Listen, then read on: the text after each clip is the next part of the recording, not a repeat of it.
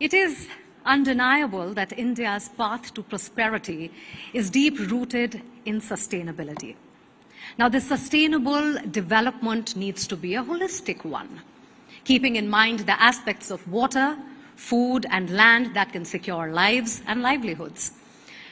The global emphasis on these aspects highlighted by COP28's focus on water safety and the establishment of a dedicated day for food, land, and water discussions underscores their importance. Ladies and gentlemen, welcome to Sustainability 100 Plus, an innovative collaboration between AB and Bev and News 18 Network, aimed at championing these vital sustainability initiatives. I'm Mugdha Kalra. India, with its detailed set of SDGs, understands the need for this comprehensive path towards sustainability. While the states relentlessly work towards implementing these goals, the state of Karnataka especially stands at the forefront of embodying the spirit of sustainability. Whether it has been incentivizing the purchase of EVs, consistently integrating policies with SDG indicators, and even envisioning an increase in investments keeping sustainability in mind, as evident in Davos Summit 2024, Karnataka's prosperity is what we are talking about, and we are talking about an all-inclusive prosperity. As we bring together policymakers, business leaders, ecological stewards, and change makers on one common platform today, let's take a moment to reflect on the remarkable achievements and set our sights on the new heights we aim to achieve together in our ongoing quest for sustainability.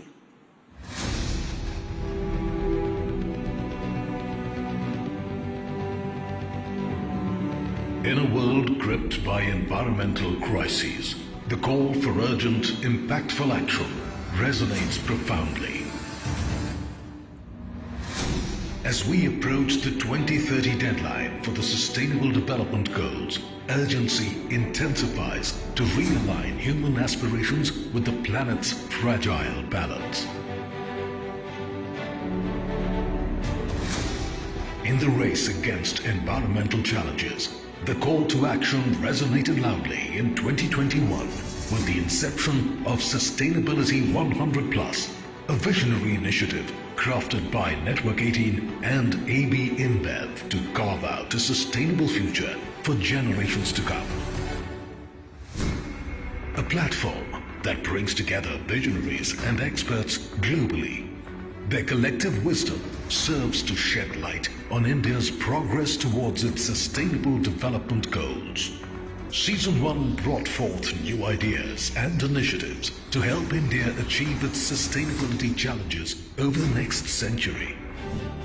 A pivotal moment arrived in Season 2 with the first ever Sustainability 100 Plus Awards, celebrating NGOs, startups, and corporates that impressed the distinguished jury with innovative solutions for climate action, water stewardship, smart agriculture, and circular packaging.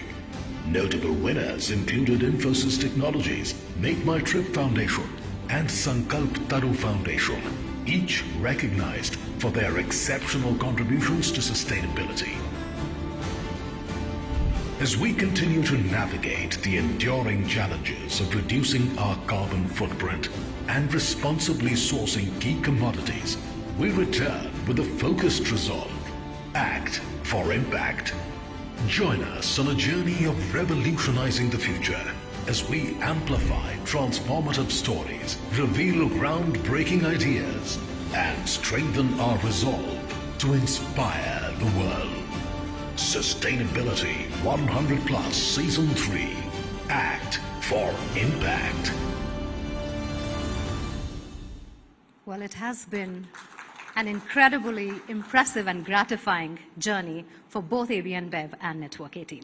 Well, to inaugurate the proceedings of this eventful summit, I would first like to invite on stage my colleague Sonal Putra from CNBC TV 18 to share a few words. Sonal?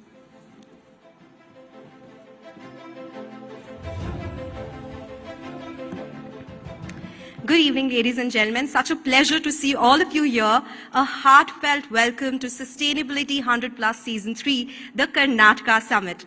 This is a landmark initiative by AB InBev and News 18 Network focused on the legacy of eco-consciousness and empowerment that promises to build a better world for the next 100 years and aims to foster urgent action towards achieving the United Nations Sustainable Development Goals, or the SDGs.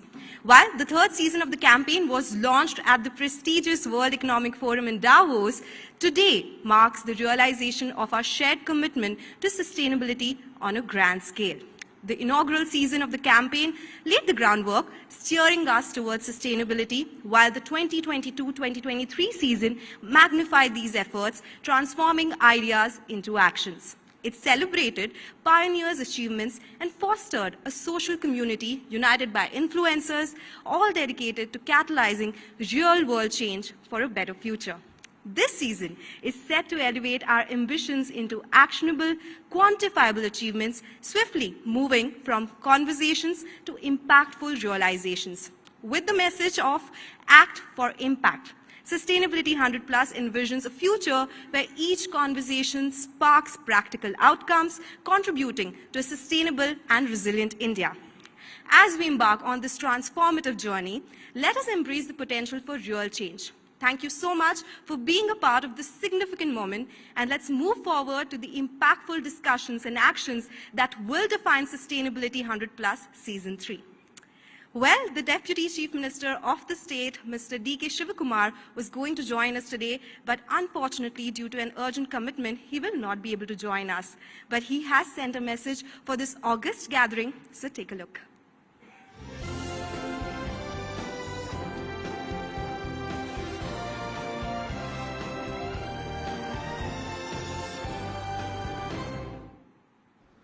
Namaskar.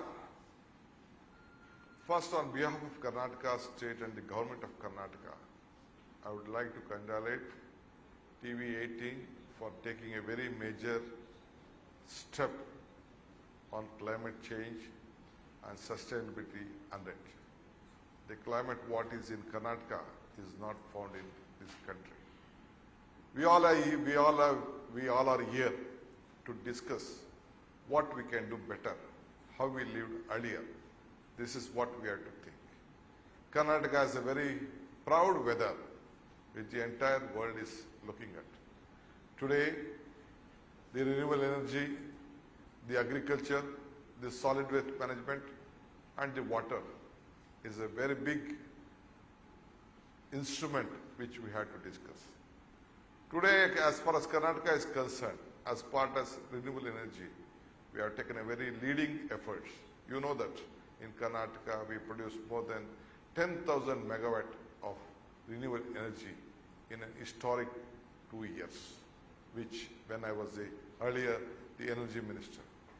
Let us take it forward for a big climate change. We want to see that Karnataka will be still more greener. And one more, apart from that, we want to see that the natural and the nature has to mix together.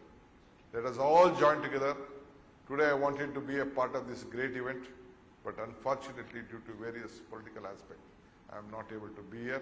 Today we are speaking on the 4 pillars which represent the fundamental aspect of the journey.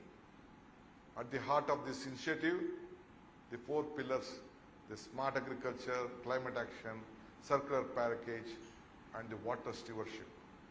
Today all of us are joined for this great journey. It is a strategy designed to re-estimate through the next century, shaping a legacy of sustainability that the future generation will intend and build upon. In our state of Karnataka, we are embarked on numerous initiatives that align with the United Nations Sustainable Development Goals. Our commitment to sustainability is unwavering of our partnership with corporate entity. Innovations and with the policy of create on the march towards the sustainable development among this collaboration. I extend my sincere congratulations to all the InBev that their outstanding contribution to the championing sustainability. I urge everyone here to embrace the spirit of innovation and environmental stewardship by participating in the Sustainability 100 Plus Leadership Awards. This initiative celebrates those making strides in climate action, water stewardship, circular packages, and smart agriculture. Let us share our stories and efforts in inspire a sustainable transformation. I conclude that let us all join together to make this program a successful. I am very happy TV18 is taking this initiative for the betterment of this country. Thank you.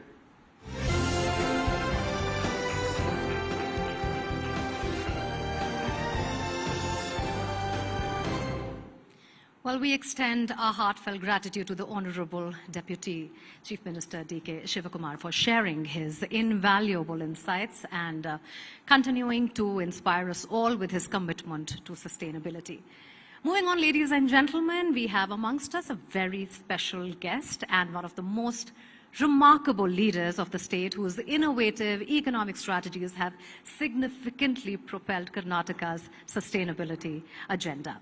Through his visionary leadership, he has seamlessly integrated sustainable practices into Karnataka's economic development, showcasing how environmental stewardship and economic growth can go hand in hand for greater good. Please join me in welcoming Mr. L.K. Atik, Additional Chief Secretary to CM and Department of Finance, Government of Karnataka, for his special address.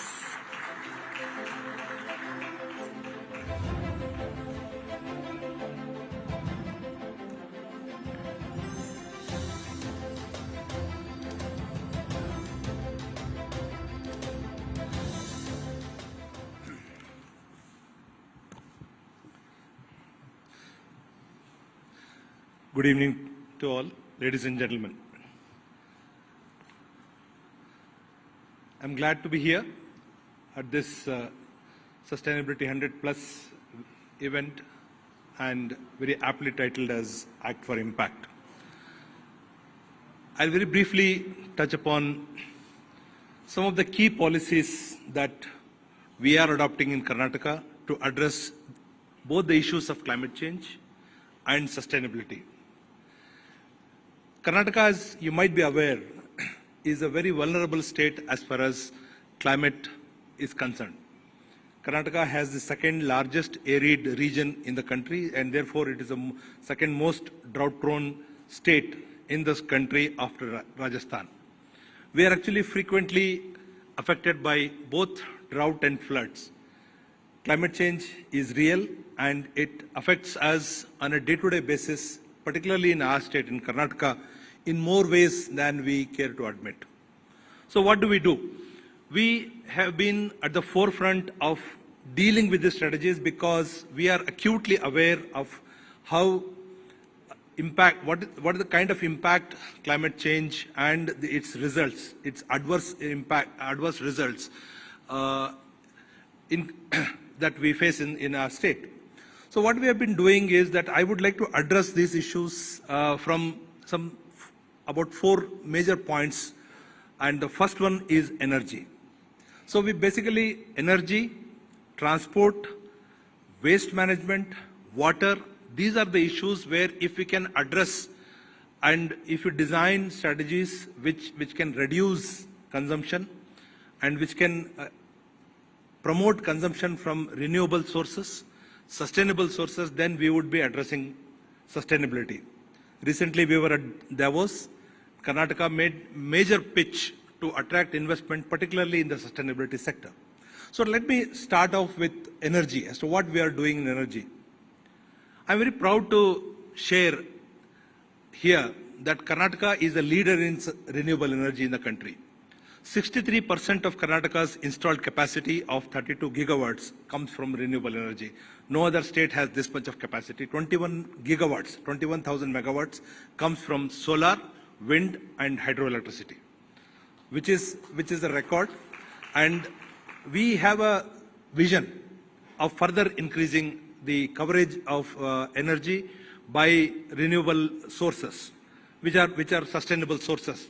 And the most important constraint in increasing the energy coverage from sustainable sources, renewable sources, is storage. Because we cannot, we have to do grid balance, and certain minimum amount of assured power, which actually comes from thermal, is required. So what do? We have taken up very aggressive policies towards promoting storage. So one of the important storage technologies available for us is pump storage, and here again Karnataka wishes to be a leader in the country, and we are just about to start a pump storage project of 2,000 megawatts at Sharavati under the public sector, and we are also encouraging private sector to participate in pump storage. The pump storage, basically what we do is that we use water to generate power from renewable sources when the renewable energy is cheap, when the solar energy is available cheaper during the day, and then we pump back the water, and when the demand for energy is very high, we basically generate more power and sell. That's how we store renewable energy through pump storage. Then green hydrogen is another subject which actually there is a lot of potential. We think that Mangalore will emerge as a green hydrogen corridor where we use renewable energy generated in the state to crack water, make H2O, you split H2O to H2, which is hydrogen, convert it into ammonia, and you can store it.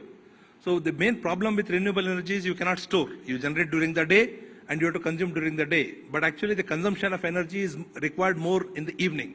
So we are in the process of increasing our coverage of energy so as to minimize the burning of fossil fuels, and that's our strategy for energy.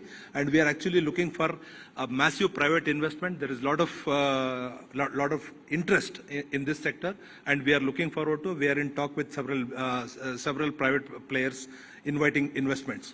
The second thing that we are addressing is transport. As you are aware, public transport is a very sustainable way to go, and therefore public transport is something that Karnataka is a leader again among the states. Our public transport corporations are doing very well, and we are now promoting use of electric vehicles in public transport.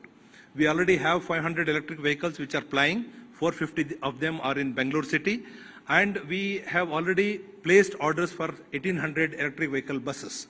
So here is an opportunity where private sector can come in and invest in buses, and then in fact we are promoting what is called a gross cost model. It's a GCC model where private sector will bring in the bus and the crew, and then we hire the bus on a per kilometer basis. Karnataka was the first state in the country to have an electric vehicle policy back in 2017. And now we are updating that policy, and we are coming up with, and we are actually now we are going to call it green mobility policy and not just electric vehicle policy, because there are other fuels also which are sustainable. So we are going to come up with a green mobility policy, and then we are going to invest and attract investment in electric vehicle, not only just electric vehicle manufacture, but the whole gamut of things that are associated with electric vehicles, batteries, etc. And we are actually looking at an investment about 50,000 crores. So our idea is that over the next 10 years, we should have as many buses and other vehicles on electric as possible. But here again, by just having electric vehicles, it's not really climate friendly, because you can have an electric vehicle which is clean, but when you charge it, you charge using thermal, and thermal is generated somewhere else. Therefore, we have a strategy that not only we should use electric vehicles, but we also should reduce the component of power that is coming from thermal, which I earlier spoke about. That is, you promote renewable energy, you promote storage. Then come to water. Jal Jeevan Mission, as you are aware, is a national program which aims to provide drinking water by tap connection, because public tap connection wastes a lot of water. When you waste water, you waste energy. And therefore, to promote efficiency in water use, we are taking up Jal Jeevan Mission. Already 70% of Karnataka's rural households are getting water from tap in their household. And here we are coming up with various innovative technologies to reduce wastage of water and therefore contribute to sustainability. And at the same time, we need to store water at the surface, because if you let the water sink in, then we have to use energy to pump water from the ground. And therefore, we are again wasting energy and therefore contributing to climate change. So therefore, we are taking up a series of programs, particularly by using Mahatma Gandhi National Rural Guarantee Schemes, to revive water bodies. Thousands and thousands of water bodies are being revived across Karnataka in order to store water at the surface level, so that it is used when there are no rains. We can use it at surface without having to pump water and minimize the pumping. Afforestation is another key strategy for sustainability. Karnataka is again a leader in afforestation, and we are a leader in wildlife. And we are very aggressively going in for planting of trees, and in a very sustainable manner. Solid waste is another major problem that affects sustainability. We have a very aggressive and systematic campaign which promotes segregation of solid waste, and we use the wet waste to make it into compost, and the solid waste is recycled so that the waste is turned into wealth. And therefore, through a series of strategies, Karnataka is looking forward to going the sustainable way. And we at Davos, when we attracted investment, one of the statements that we made is that we need to grow, but we need to grow sustainably, so as to reduce the amount of resources we use to grow more, because your energy intensity of our GDP has to come down. We have to reduce waste, we have to reuse and recycle resources. And towards this end, actually, we feel that if with a smart set of policies, we can make it into a win-win strategy, wherein we can attract private investment into sustainable in sectors, and through that we can grow, and it can be a source of job creation as well. So I think these are the broad contours of policies addressing sustainability that Karnataka is following. I thought I'll share this with you. Thank you very much for giving me this opportunity.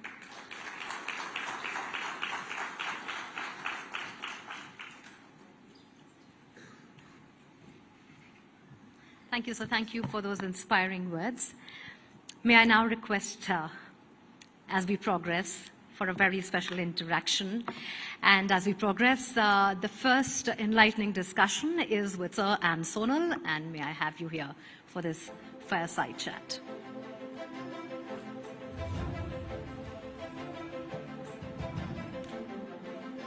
Hello everyone, good evening again, and we all are here on a Wednesday evening talking about sustainability. So that only means how much this word has become important, not only economic development, as you said, it's about developing sustainably. That's the idea now. Thank you so much for joining us today. And that was such a comprehensive take on what the state is doing when it comes to sustainability initiatives. 63% coming in from renewable sources.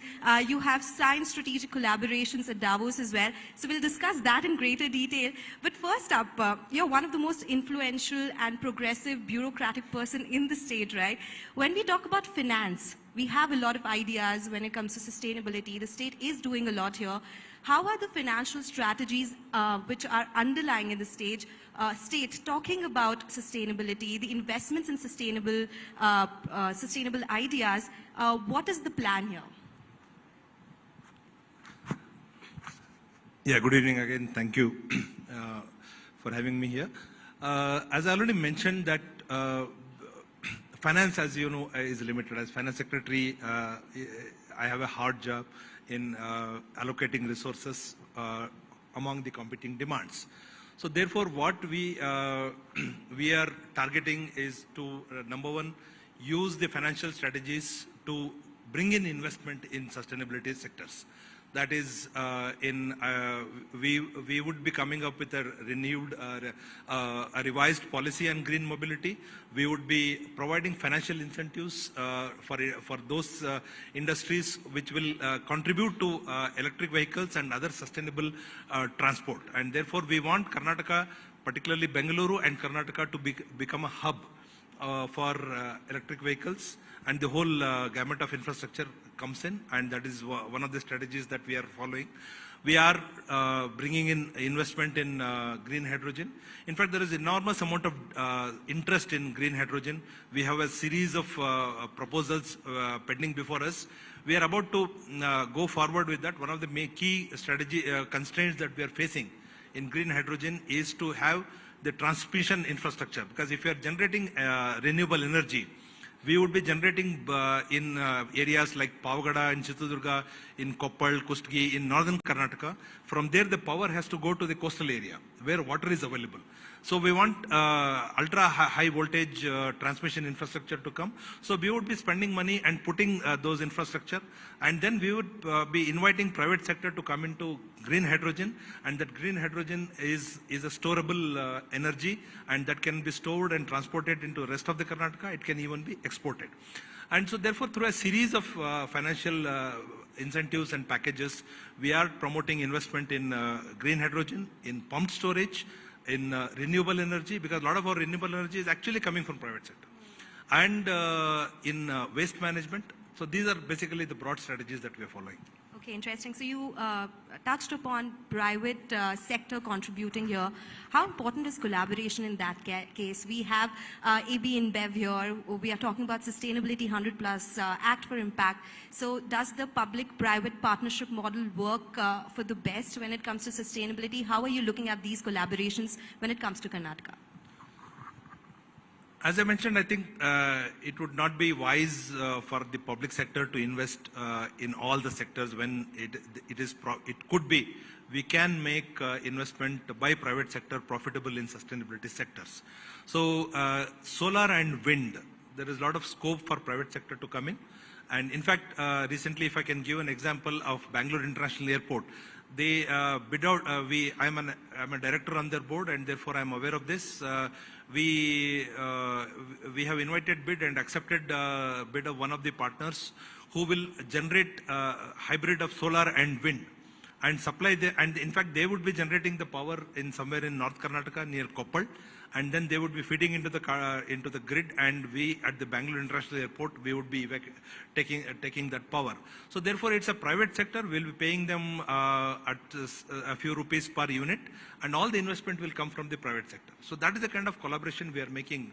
So that is in renewable energy. It could be wind and solar. Energy Conservation Award 2023. So definitely there's a lot that's happening here. In that case, I would also like to understand, you spoke about how 63% of the total energy is coming from renewables. You do have an ambitious target of adding more 10 gigawatt by 2027. What is the roadmap looking like here? You spoke about various initiatives. Is there a timeline to that which the state is planning? I think we are looking at the next decade, and this next decade we would like Karnataka to become sustainable.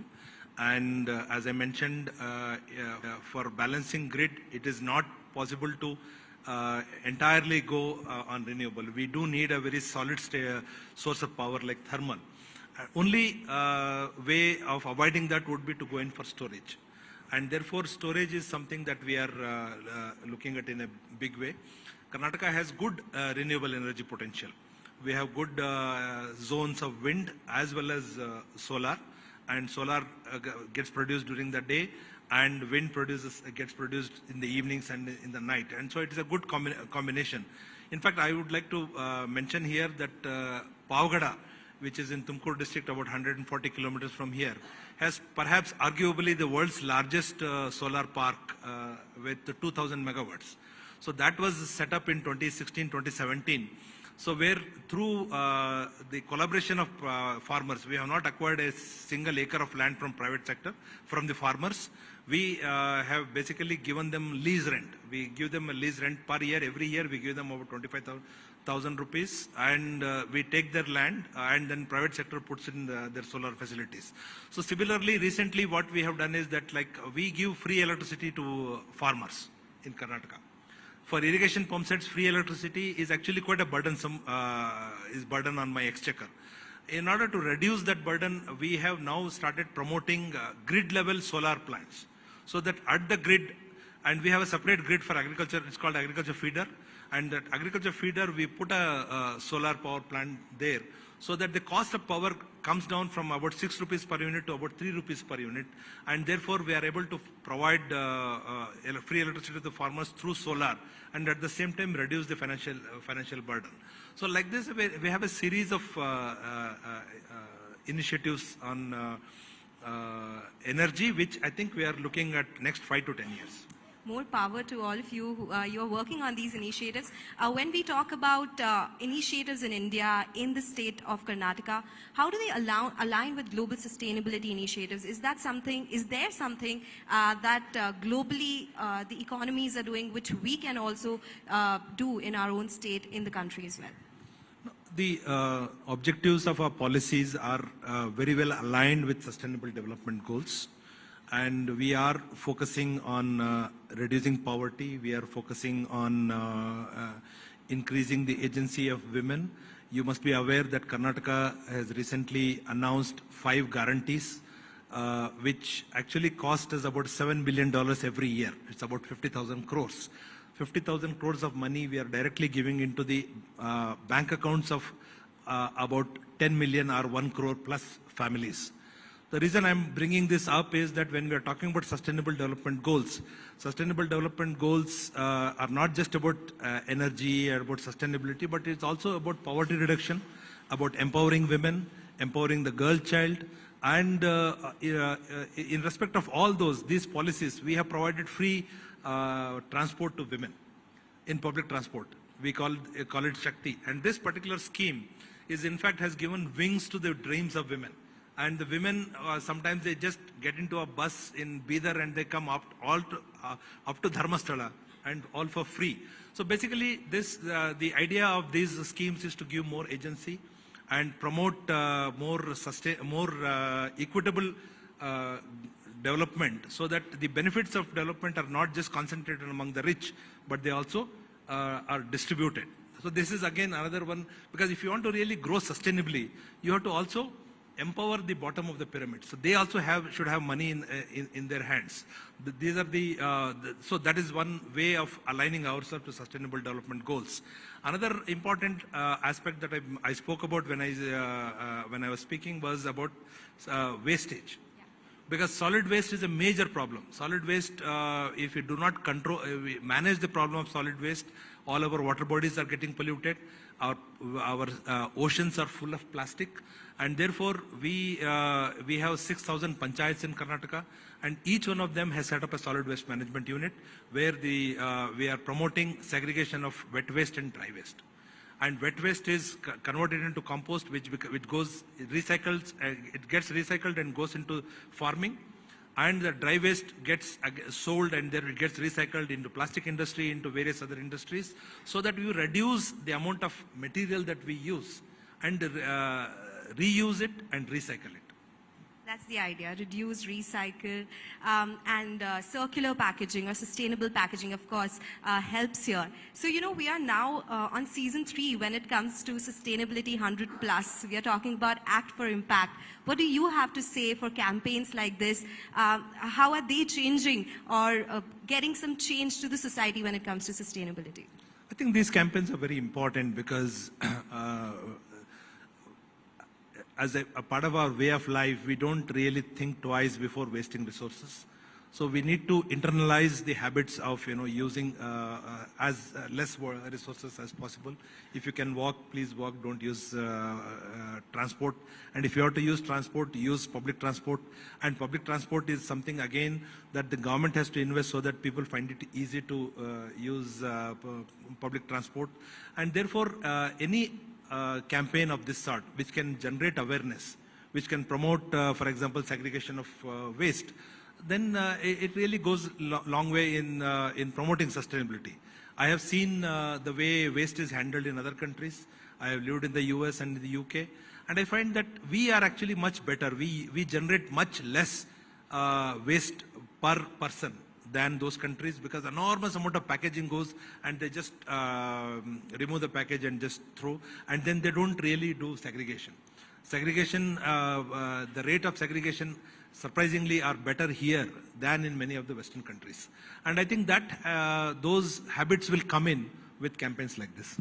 Okay, so we are so glad that you are a part of this campaign with us today, and deepest gratitude to you for sharing all your insights. So with that, I will thank you and hand it over to my colleague Mugdha. Thank you so much. Thank you. Thank you.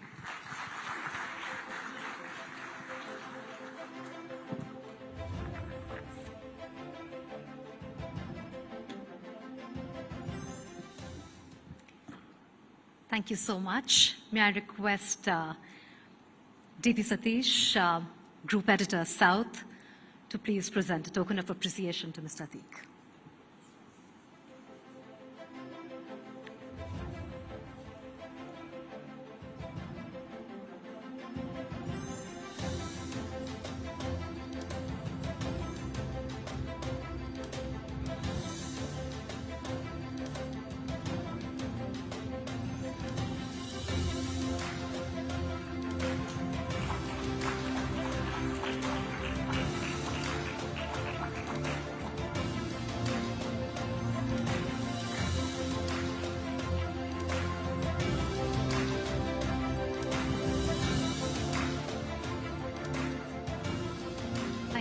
Thank you so much. I would now like to invite on stage the remarkable leadership behind this summit for a photo op. Please join me in welcoming Jan Krupp, CEO and co-chair, Budweiser Brewing Company, APAC, and Kartikeya Sharma, President, AB InBev. And Ateek sir, can I have you please again on the stage, please?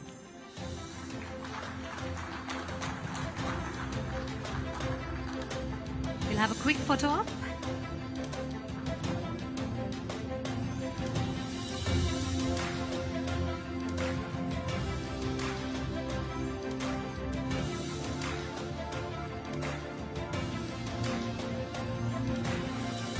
Thank you, gentlemen. Well, on that note, I would also like to highlight what Sustainability 100 Plus has in store. Stay tuned for the Sustainability 100 Plus Awards, where we are celebrating the innovators and leaders in sustainability. Be a part of the change. Nominate now. Visit www.sustainability100plus.com and nominate your project or initiative today, and join us in building a sustainable future.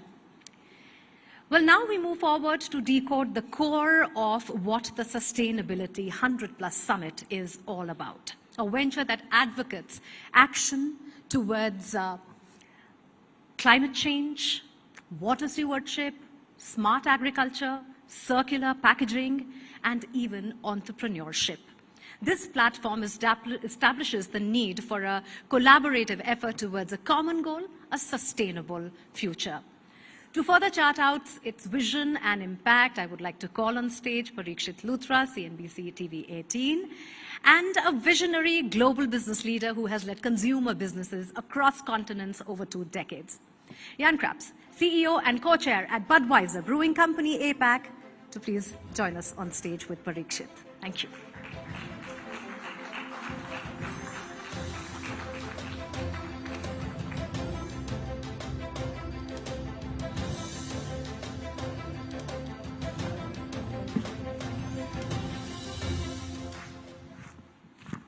Thank you so much, ladies and gentlemen, for joining us. This has been a great evening, and it's only going to get better. Sustainability has been high on the agenda for the past many years for the Indian government. And AB InBev, here's a company which has a footprint across 150 countries, a workforce of almost 170,000 people, and they're doing their best to cut the carbon footprint, their Scope 2, Scope 3 emissions across their supply chains, within their businesses as well, and sometimes even producing more electricity than they need. But without wasting any more time, let me just go straight across to Jan Krupp, the CEO for APAC, for AB InBev. Thank you very much for joining hands with Network 18 for this very important campaign. Let me just begin by asking you, we hear, whenever there is a climate summit on, we hear about the importance of what's happening to the climate, the weather patterns, what's happening to the glaciers, why this is extremely important for companies to implement. Give us a sense, as you expand your footprint globally, one important target for you is revenue generation. But at the same time, why is it important for you to be laser focused on sustainability as you grow your footprint? Thanks for having me, and good evening, everybody. I think I want to thank all of you to take some precious time out of your agenda to invest on this important topic. So I think if you take a step back for our company, we brew beer. And, but beyond that, we have an ambition in India to be a leader for the beer industry. And leadership means, you know, elevating the beer category. And that's on different fronts. We want to offer higher quality products to Indian consumers, so it means premium beers, Budweiser, Corona, Hoegaarden. But beyond that, also a digital beer industry, which is high-tech. So, and of course in India there is a very big high-tech industry, and we want to leverage technology to elevate the beer category. But then to your point, also a sustainable beer industry. And so we take a leadership role on sustainability here in India. And specifically, it's not just talking, right? The theme for tonight is Act for Impact, and we actually took very explicit public commitments on sustainability. And we announced 4 sustainability goals by 2025 to be achieved, which we track on a yearly basis. And also, we took a commitment to be completely carbon neutral by 2040, not only within our own operation, but also in our whole full supply chain. So scope 1 and 2, but also scope 3, which makes this a very ambitious target to achieve by 2040. Right. You spoke about reducing the carbon footprint across the supply chains, and that's really a big problem, isn't it? 80% of emissions coming in from scope 3 or your supply chain. How are you working with your partners, your suppliers, some of your retail partners to reduce the carbon footprint? Are there training sessions on? Are there certain mandates you're laying down for them across the world? This carbon neutrality by 2040 is indeed a very ambitious target. We actually have less than 20% of our full carbon impact within our own walls, right? So we actually need to work with partnerships to achieve our ambitions. So it's with our suppliers, but also with our distributors, with our store operators, that we need to work together to map the whole carbon footprint and then plan actions together on how to achieve it. In our own environment, in our own breweries, we place solar panels. We actually move into electric vehicles. We do power purchase agreements where it's allowed. For example, Karnataka is indeed one of the states in India that is visionary and is leading on this front. So we already have more than 80% of our electricity with renewable sources. Which I understand 62%, so we are one of the leaders on the front here in Karnataka. But we still have many states in India where this is not possible. Then we work with our suppliers in what we call an SSA, so Supplier Strategic Alliance. And we actually help our suppliers in India, already more than 100 suppliers that we partner with, to help them map, first get a good visibility on the carbon footprint, because it is quite a technical matter. Then also use the standards to analyze action plans that we can drive to improve that.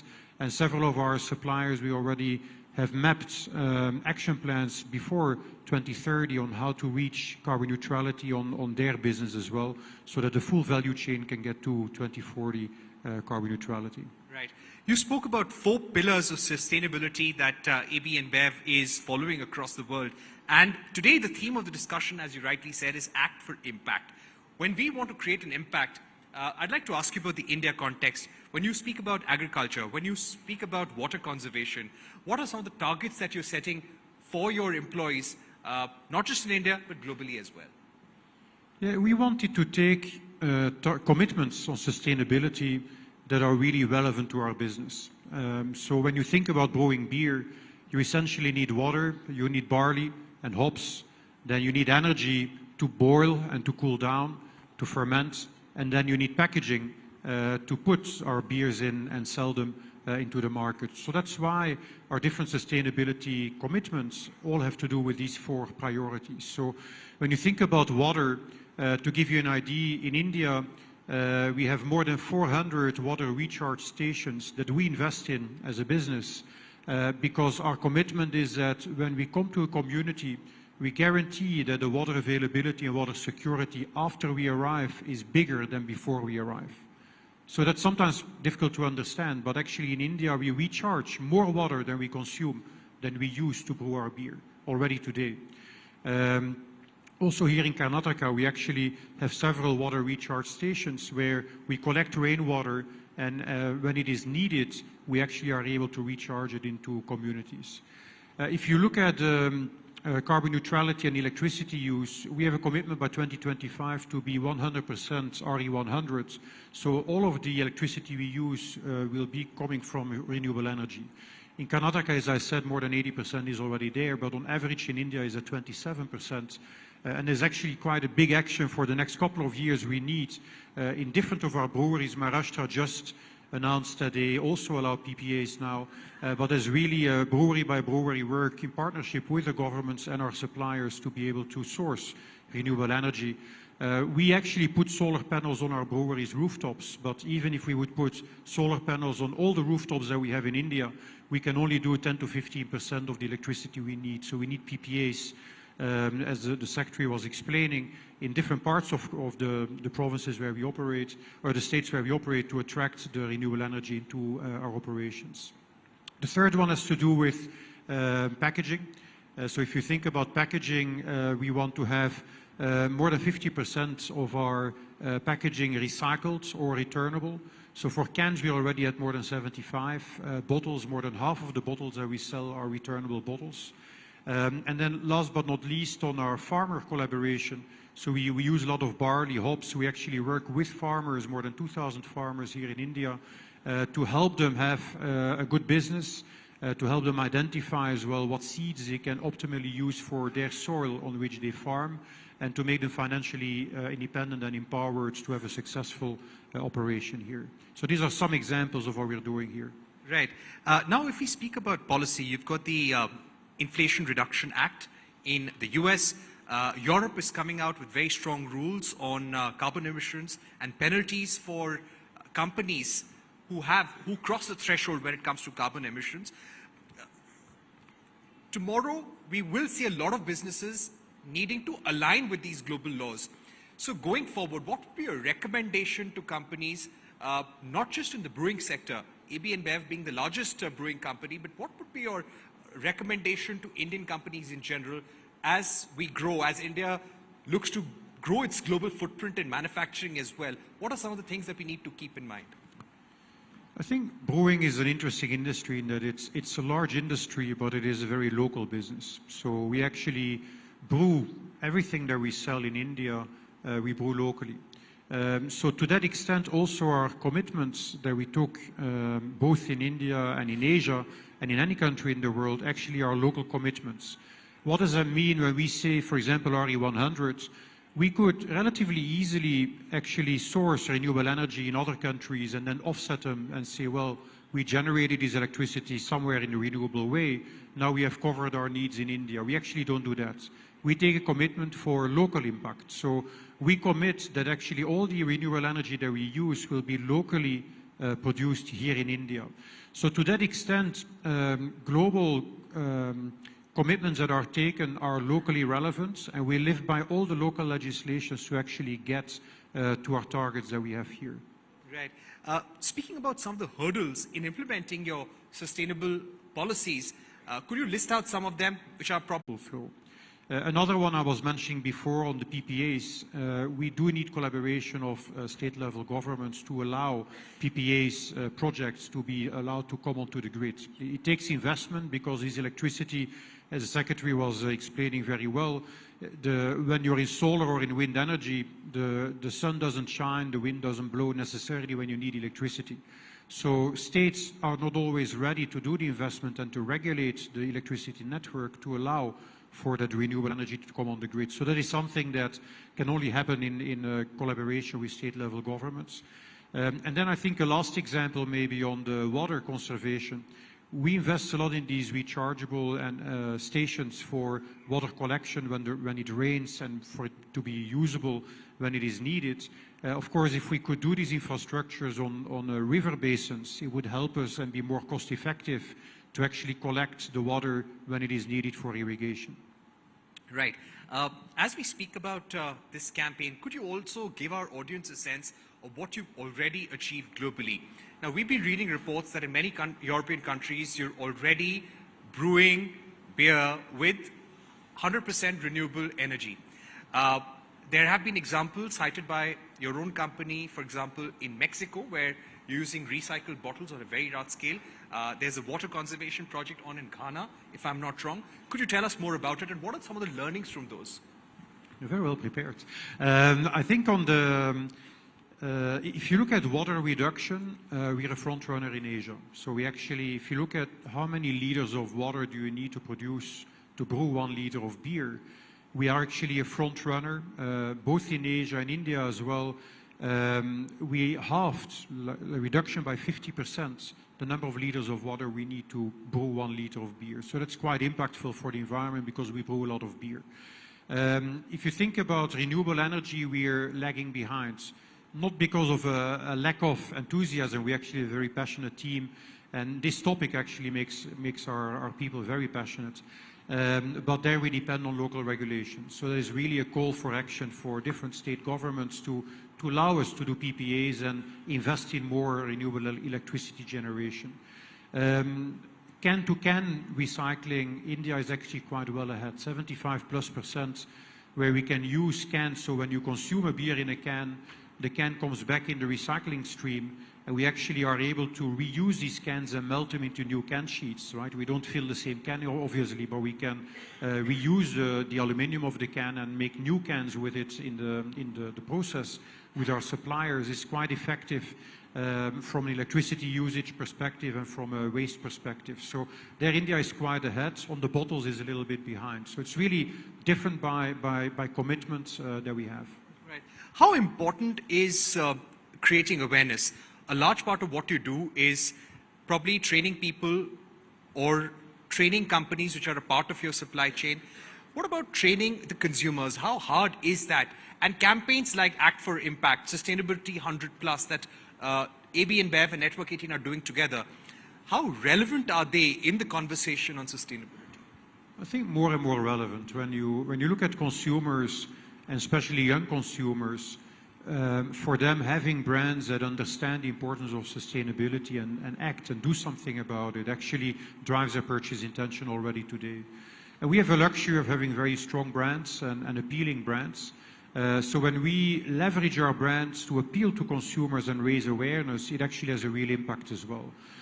We have some examples. For example, you know, when you drink Corona, we like you to put a slice of lime in there because, you know, it kind of creates this ritual, this experience of Corona to disconnect from your daily life. So these limes, we actually work with farmers, lime farmers, to improve the quality of their lime.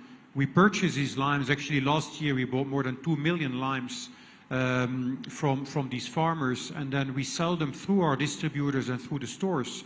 And all profit that comes out of it, we give back to these farmers, which again improves their livelihoods. But then we do campaigns about this with consumers, which helps our brand because people reinforce the use of the lime to differentiate the experience of a Corona, but also the story of the lime farmers who actually have a better life because of this. So it's one example of a campaign leveraging our brands, but I think consumers are more and more already engaged on this important topic. Right. We're coming to the end of our interview. I'll put in 2 or 3 quick questions. When it comes to making investments into sustainability, making your operations more climate friendly, reducing emissions, is that increasing your overall cost of manufacturing year on year? Is it making beer for consumers more expensive? It's actually a misconception in that many companies think they need to choose between sustainability or profit. And actually, it's more a matter of creativity. Sometimes we say in our company, we have not a culture of or, we have the culture of and. So we want to achieve more sustainable outcomes and make more money, right? Because obviously we don't want to choose. We want to achieve both targets. And our teams are very committed to find solutions for this type of false dilemmas. For example, when you use less water, obviously it is also good for the P&L. When we have returnable packaging and more recycled content, we use less electricity to do it, so we end up with more cost-effective packaging materials. So many of these examples, when we are able to stimulate farmers to invest more land in making barley locally, domestically, because they can make more money making barley here in India, which is relevant for our quality of barley that we need to brew beer, which is high quality barley. It also helps us with domestic supply security, and we don't need to ship barley from other countries into India. So all of these initiatives, typically when we're creative enough, we actually find solutions that are both good for the planet and the people, but also for the P&L. Right.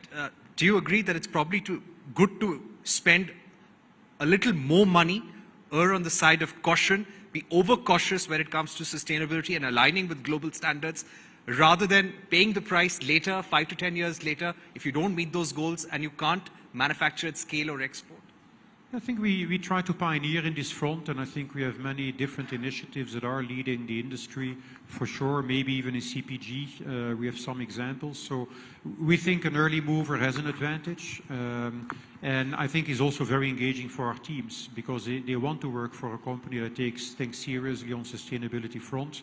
And for our communities, I think many people appreciate if you have an impact on these important topics. So. Right. My final question would be about your sentiments on India. Clearly, the fact that we're sitting here, you're coming to India regularly means India is a key market. You're growing your footprint, growing your manufacturing footprint in Karnataka as well. Leave us with 3 thoughts that make you most excited about India. Yeah, so I'm obviously not Indian, but I've been working together with Kartik, with a team for 8 years already, responsible for the Indian markets for Asia. So I do know India quite well, at least on the beer perspective. I've been coming to Bangalore since 8 years, and many other cities in India, obviously. I used to come over every month, and now I come on a quarterly basis. I see a lot of positive change in India. I've been very bullish about India for a long time. Both for the beer industry, but for the total economy on the broader end. I think disposable income is increasing, and that drives premium beer consumption.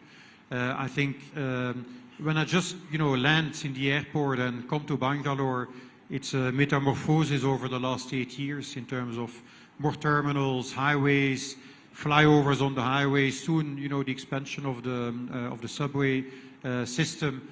I think is amazing to see the infrastructure progress. And then just the passion of our Indian people, our colleagues, our consumers, I think is very infectious. And big dreams, and we're a company of big dreams, and we really enjoy working with the team here to achieve our big dreams as a company. Right. Jan, it's been an excellent conversation. Thank you so much for spending time with us and telling us about your views on sustainability and what AB InBev is doing, not just in India, but around the world. It was a pleasure talking to you. Thank you very much to everyone in the audience. Thank you so much.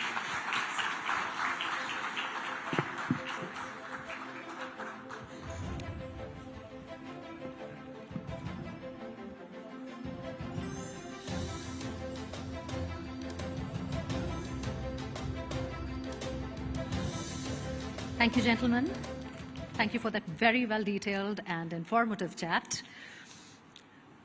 Moving on, AB InBev India transcends the identity of merely being a beverage enterprise, embodying a foresight geared toward the sustainable and environmentally friendly future.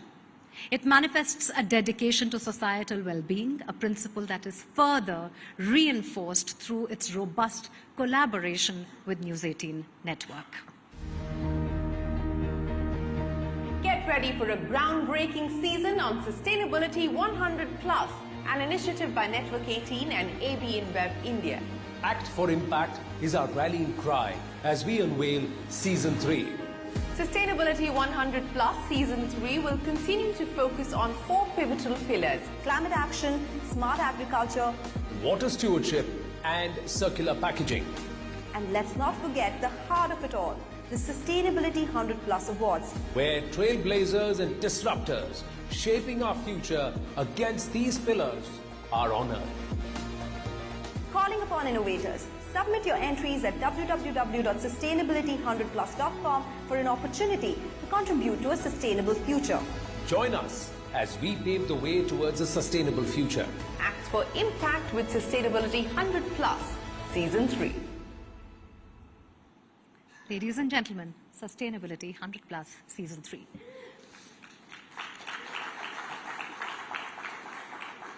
Sustainability has become a significant facet of the Indian corporate culture.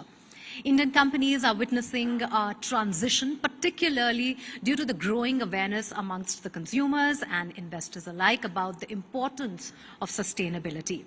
And Indian businesses are increasingly taking up sustainable practices, whether it is in the form of energy conservation, waste management, or minimalizing carbon footprint associated activities. To further establish the significance of sustainable practices as a driving force for economic growth and decode the strategies implemented by the corporate world for a greener future, we bring to you a panel of some prominent industry leaders. I would first like to invite back on stage Parikshit to kindly moderate the discussion. Parikshit, if I may have you back on stage.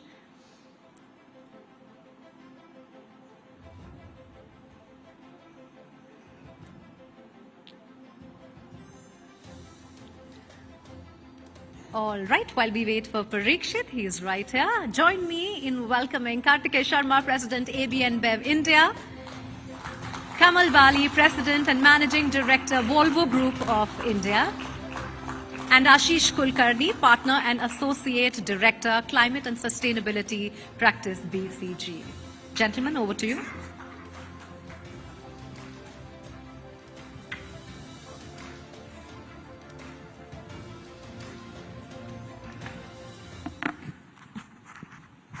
Thank you once again, ladies and gentlemen. And we have a stellar panel.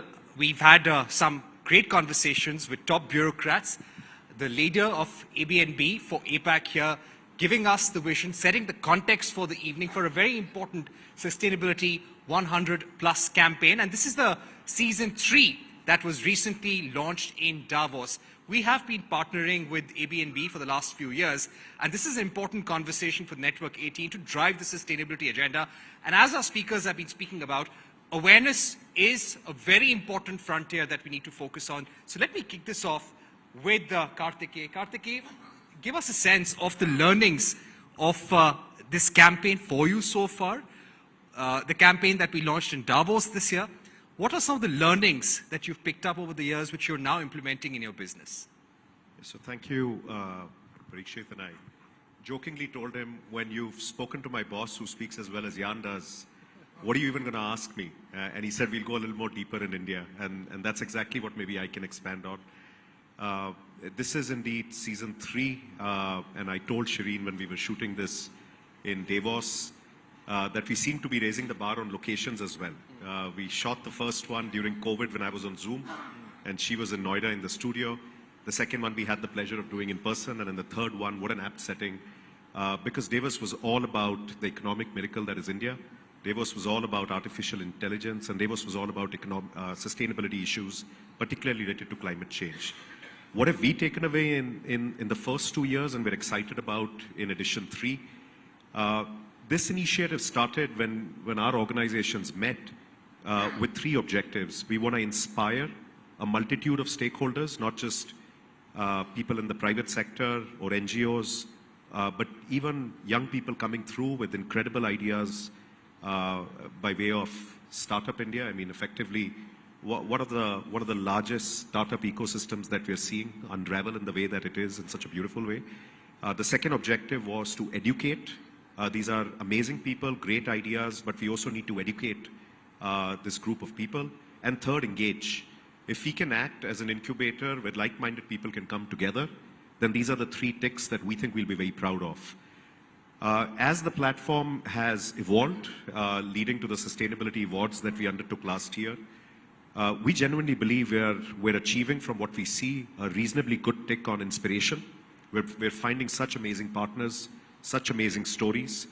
I think on the education part, I look forward to the keynote later this evening, but we again have been looking at so many experts being brought onto this platform, including the professor who came and spoke about cradle to cradle, which I mean was one of the most inspirational and educational sessions I've been part of, and the engagement. And the engagement part is really what I'm hoping to see getting dialed up in season 3.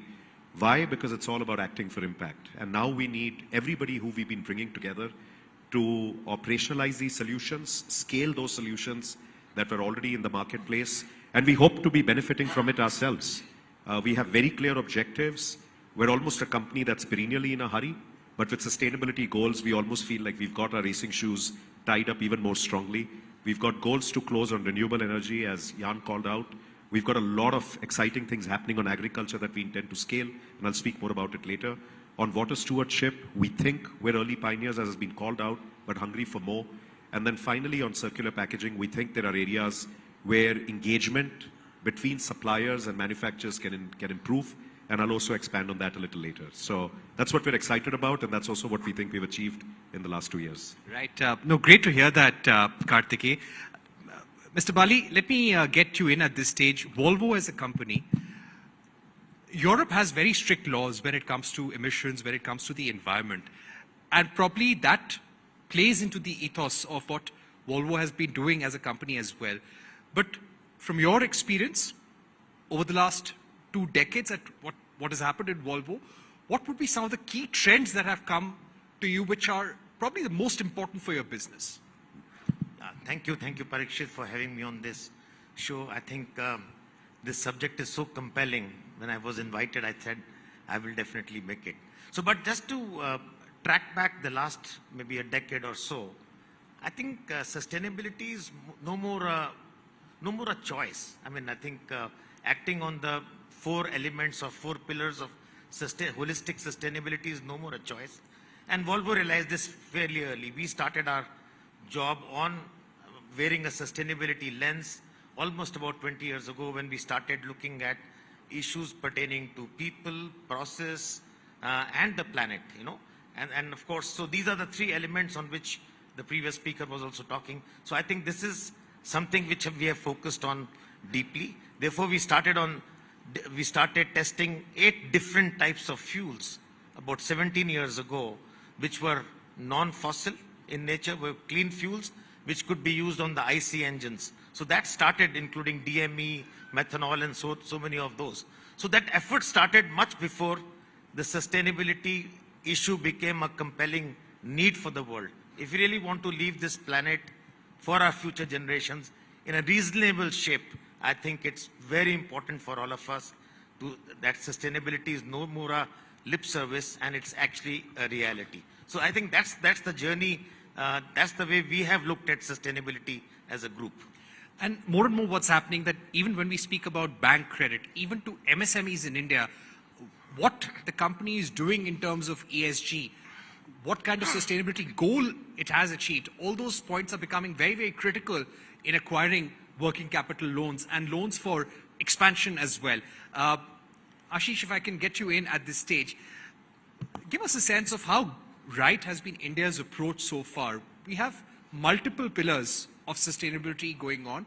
This has been a big push from the Indian government's end. When we speak about awareness, there is a lifestyle for environment campaign that India and the Prime Minister has been pursuing. But how have we progressed so far, and what are some of the gaps in our approach when it comes to a national push? One country, one push for sustainability.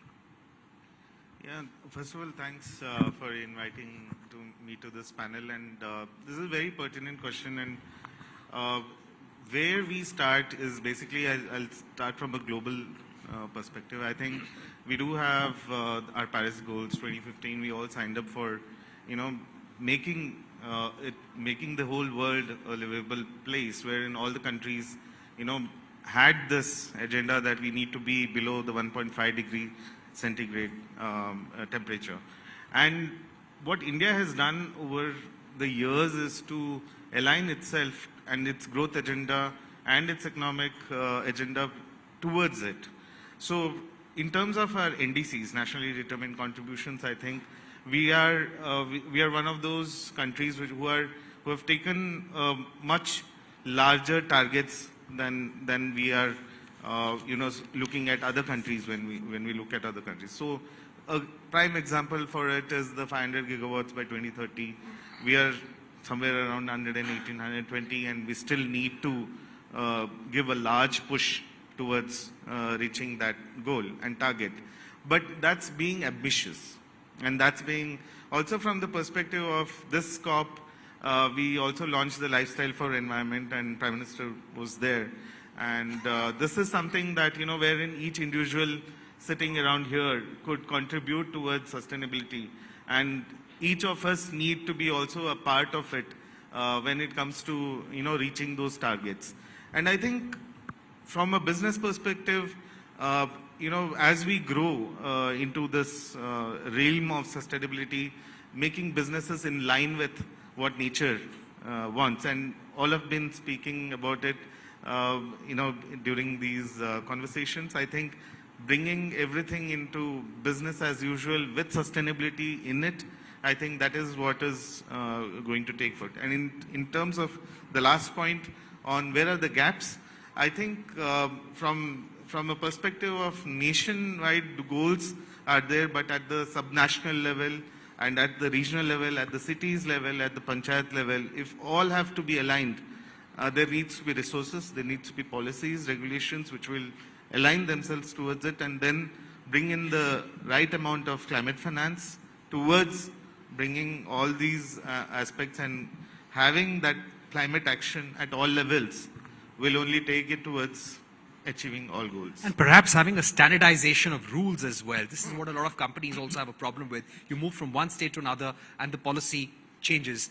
That is something that you would need to avoid. But Kartikeya, this is a company, InBev, very committed to India. We've been reading how the company is considering investing 400 crores in Karnataka. Give us a sense of your footprint in the country in terms of manufacturing, supply points, and then I'll come to my next question. So we've got about 10 breweries direct and then leased for our brands with partners that are quite equally spread from north to south and east and west. So we've got about 3 breweries in the north between Haryana and Uttar Pradesh. We also have a brewery in Rajasthan. We have breweries in the west, in Aurangabad. We've got breweries, of course, in the east, out of West Bengal. And a lion's share of our breweries are in the south, because the center of gravity on beer consumption happens to be, south of Madhya Pradesh. Great people who love beer and wonderful weather. So that's what we put it down to. So we've got a majority of our breweries down here. Our outlook on this planned investment that you're alluding to, and I know you have a follow-up question, is fundamentally based effectively, and the gentleman who finally approves those proposals is sitting right here as well, is based on what we consider to be, I think you briefly touched upon it, is a stable environment of business that allows for policies to be predictable and then for an investment thesis to play out. You don't do 5 to 10 year NPVs and realize that, the business case collapses in the 18-month of that, because, the policy kind of went downhill because either there was a change of government or the existing government decided to change their mind. So we fundamentally see Karnataka as that place that has been an epitome of alcohol policy stability. There are obviously some considerations that I think the Secretary was speaking to in the more recent past vis-a-vis investment requirement to support some local agenda points. We always look to engage with the government, always look to engage with them to see the big picture they're seeing for society, as well as the shared big picture that we're seeing for society. And in that big picture, we see with the demographic advantage that India has, over 60% of the country being under the age of 30, that effectively the category that is beer represents moderate forms of alcohol that don't require extreme steps like what Bihar undertook because they were having an alcohol problem. What did they decide to do? Prohibit alcohol. That goes nowhere. We've seen it from examples of some of our biggest markets like the United States. But also Karnataka represents a place where, as I think Jan was alluding to, it doesn't need to be a trade-off or a false dilemma between profits or the P&L. I beg your pardon, the planet and profit. So we feel very excited about Karnataka. And our commitment in exploring this possible investment is based on the continued stability of the policies that we think the Karnataka government is committed to. So Kartikeya, an important point that you have been making, and also what Jan said, that profits and care for the environment, care for the planet have to go hand in hand. They can't work in silos. Now, when you choose states, the reason why I'm asking is because today the Indian government is pursuing global investors. We want to make India a global manufacturing hub. There is competition, immense competition among states to attract these companies. As there are stakeholders from the government and industry here, give us a sense that when it comes to sustainability environmental laws, what do you look for in states? When you look at setting up a brewery or setting up a supply chain somewhere, what are some of the elements that you definitely need to see there on the ground in that state before you consider an investment there? So we actually see this not just exclusively being the responsibility of the government. Like has been alluded to, we also see us as private players stepping up to the plate and filling gaps that may not be fully addressed at this point. So let's just take water for a second. As was being called out by the Secretary a little earlier, we're not always going to have an ideal case scenario before we can even have our brewery either scaled or a new greenfield set up, that we'd have adequate levels through maybe the foreseeable cycle of the brewery's existence. Let's take maybe a decade or two. As was being commented on by Jan a little earlier, we actually see that place, even if it was not adequately at the level of groundwater that we would see, we see actually ourselves as a force for good. That once we have our brewery set up there, we'll actually contribute more to recharging the groundwater, the aqua purifiers if they're there. We'll do more for the communities we serve in to leave that place better than the way we found it. But that's just to give you an example on water.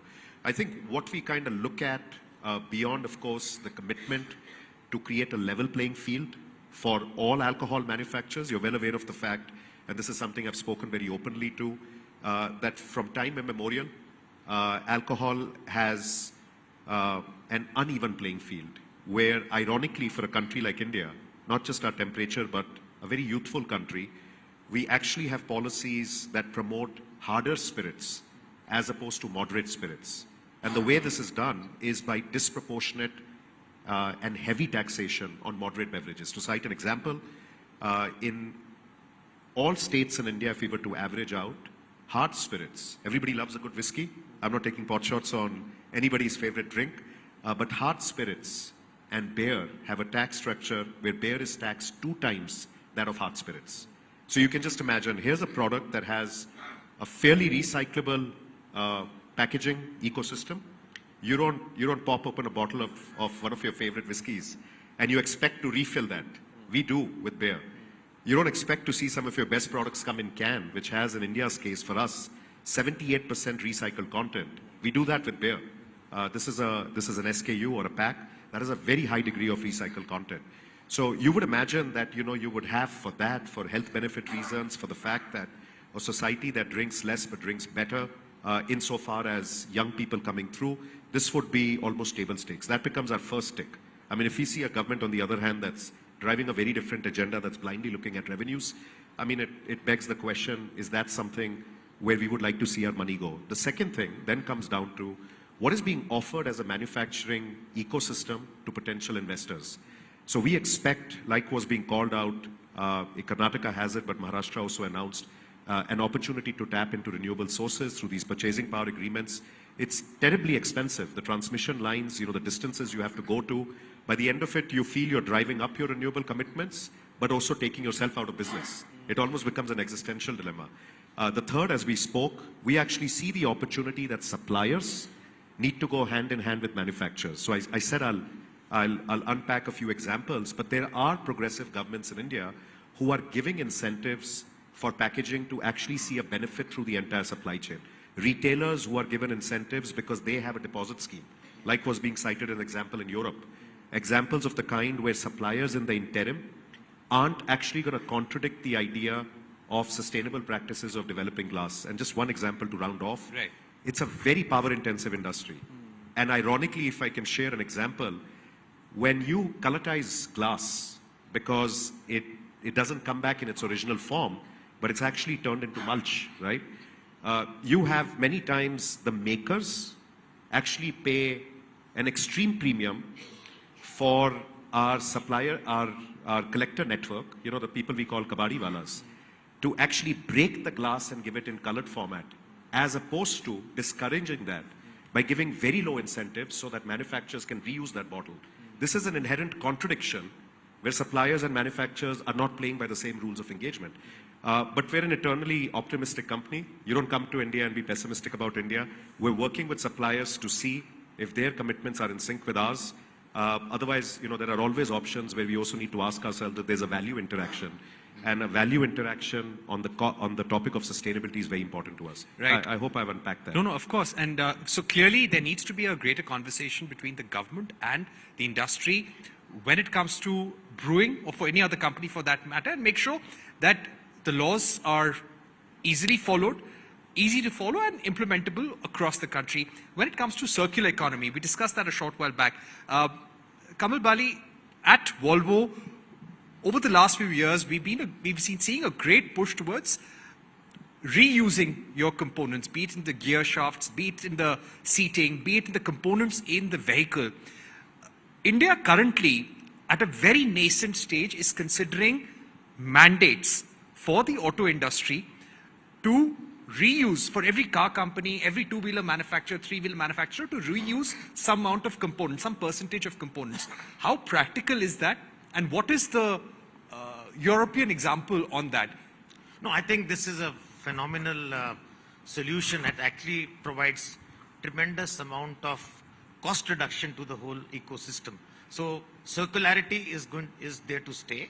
We've in fact ourselves started remanufacture of large blocks, long blocks, which we call in case of engines, gearboxes. So there is a cost reduction of almost 30 to 40% on some of those components. So that's a very, very good... That's a point that Jan had also made and Karthikeya has also made. Absolutely. That's a very big incentive. But only thing which we need to do in a systematic way is to make a proper ecosystem and institutionalize this mechanism. And of course, there are issues of taxation and others, because you buy back and then you again sell. There's an issue of double taxation. So there are some of those things which we need to sort out. But I think these are early days. But to my mind, in terms of technology and in terms of the ecosystem, this is going to be the key to actually moving to the next step. And this also reduces a lot of material which is going into the landfills. So I think that's another very, very major advantage of circularity. It not only reduces your cost, it actually improves, it actually reduces the resource utilization, which is very, very good for sustainability. You go lesser mining, which is again very good for sustainability. So I think circularity is there to stay, and it's a very, very good idea to actually institutionalize. Of course, as I said, we will need to get some of the things fixed together with the... It's going to be a collaborative thing between the entire value chain, your suppliers, the government, the logistics organizations, and the OEM. Right. So I think we will have to really... And partnership is the future leadership. Right. If we can partner in some of these issues, I think that is when we will be able to drive some of these initiatives. Right. Ashish, when it comes to mandates, especially mandates on circularity, where does India stand as far as various product segments go? But today we're speaking about the brewing industry. We've got a veteran of the automobile industry as well. How easy or challenging would it be for the Indian government to implement mandates? And then we'll ask Karthikeya whether mandates is the right way forward as well. Ashish. Yeah, I think this is always a age-old story of carrot and stick, right? And I think, I mean, for a country like India, I mean, both need to be balanced, I would say. And for that matter, when it comes to the policy change and the question you were asking, Karthikeya, that, you know, how is that the government can actually go ahead and implement and help the industry, because industry is doing whatever it can take because they have realized at some certain stage that sustainability is going to be the business as usual, and it is going to drive profitability, not just being business. So in case, so basically from the government side, I think there are, if you look globally, we do have green industrial policies which are coming into place. I would say that, you know, all states should just do away with industrial policies. It should come up with green industrial policies. And basically from what I mean by that is to have facilitate renewable energy at the doorstep, water at the doorstep, and basically with recharging and other aspects, waste. Industrial symbiosis is something which is wherein basically raw materials of or waste of one industry can be raw material for another industry.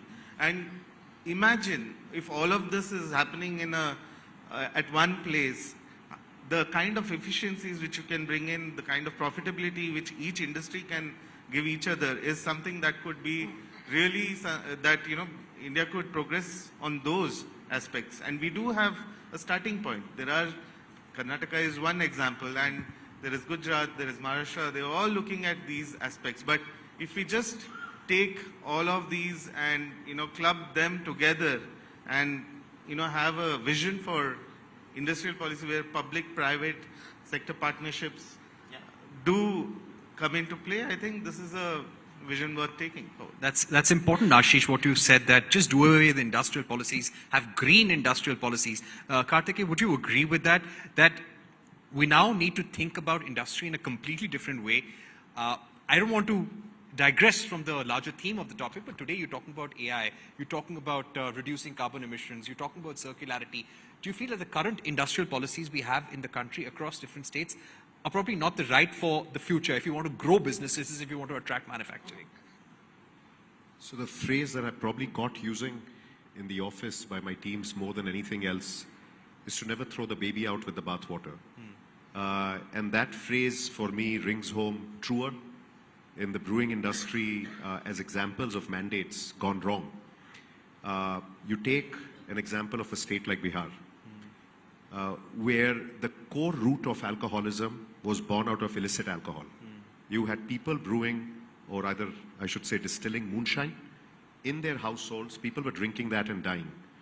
Women were becoming widows, and household money was going into all of that. What did the government do? If you think about mandates, and that's a scary word, license Raj has not gone away too long ago, but you actually see this very unelegant response that says all alcohol is evil. When the reality is that at some point, there were probably consumers in that state who were drinking a 4% beer or a 5% beer, whatever we refer to even as strong beer, a far cry from a 50%. Just imagine the destructive nature of that mandate, which was, very swiftly implemented. You have an illegal economy and revenue loss. And the legal revenue loss, the loss of the ecosystem that would have enabled farmers, downstream suppliers like retailers, people in the hospitality industry, more closer home Andhra Pradesh, similar outlook, a call for action or an act for impact gone wrong, where again the baby is thrown out with the bathwater. Our view, on the other hand, I think I was on this panel with the Honorable Commerce Minister, Mr. Piyush Goyal, at a manufacturing and food processing industry panel. And he said something so, on the contrary, elegant, yet simple in execution, where he instructed all his bureaucrats that we have to start treating companies, global or local, or a blend like AB InBev, very proud of our provenance, but very proud that we're local, and see their track record and rate them. If you're a public listed company, you get rated. If you're a well-performing bond, you get rated. And what he said rung home true to everybody in that panel, that if there is a company that is not breaking the law, is fully compliant, and is actually adding and generating so much value, don't go them and ask them to reapply for licenses every 2 years. Give them a license for 5 years.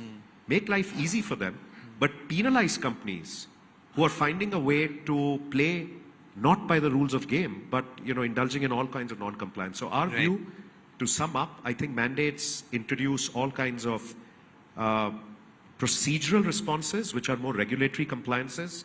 But I think things like innovation, creativity, out-of-box solutions, forums like this that try to seek out new ways of doing things more efficiently, I think they start to go away because people are more worried filling up checkboxes. Yeah, and they start trying to find a way around. And they start finding ways around. Right.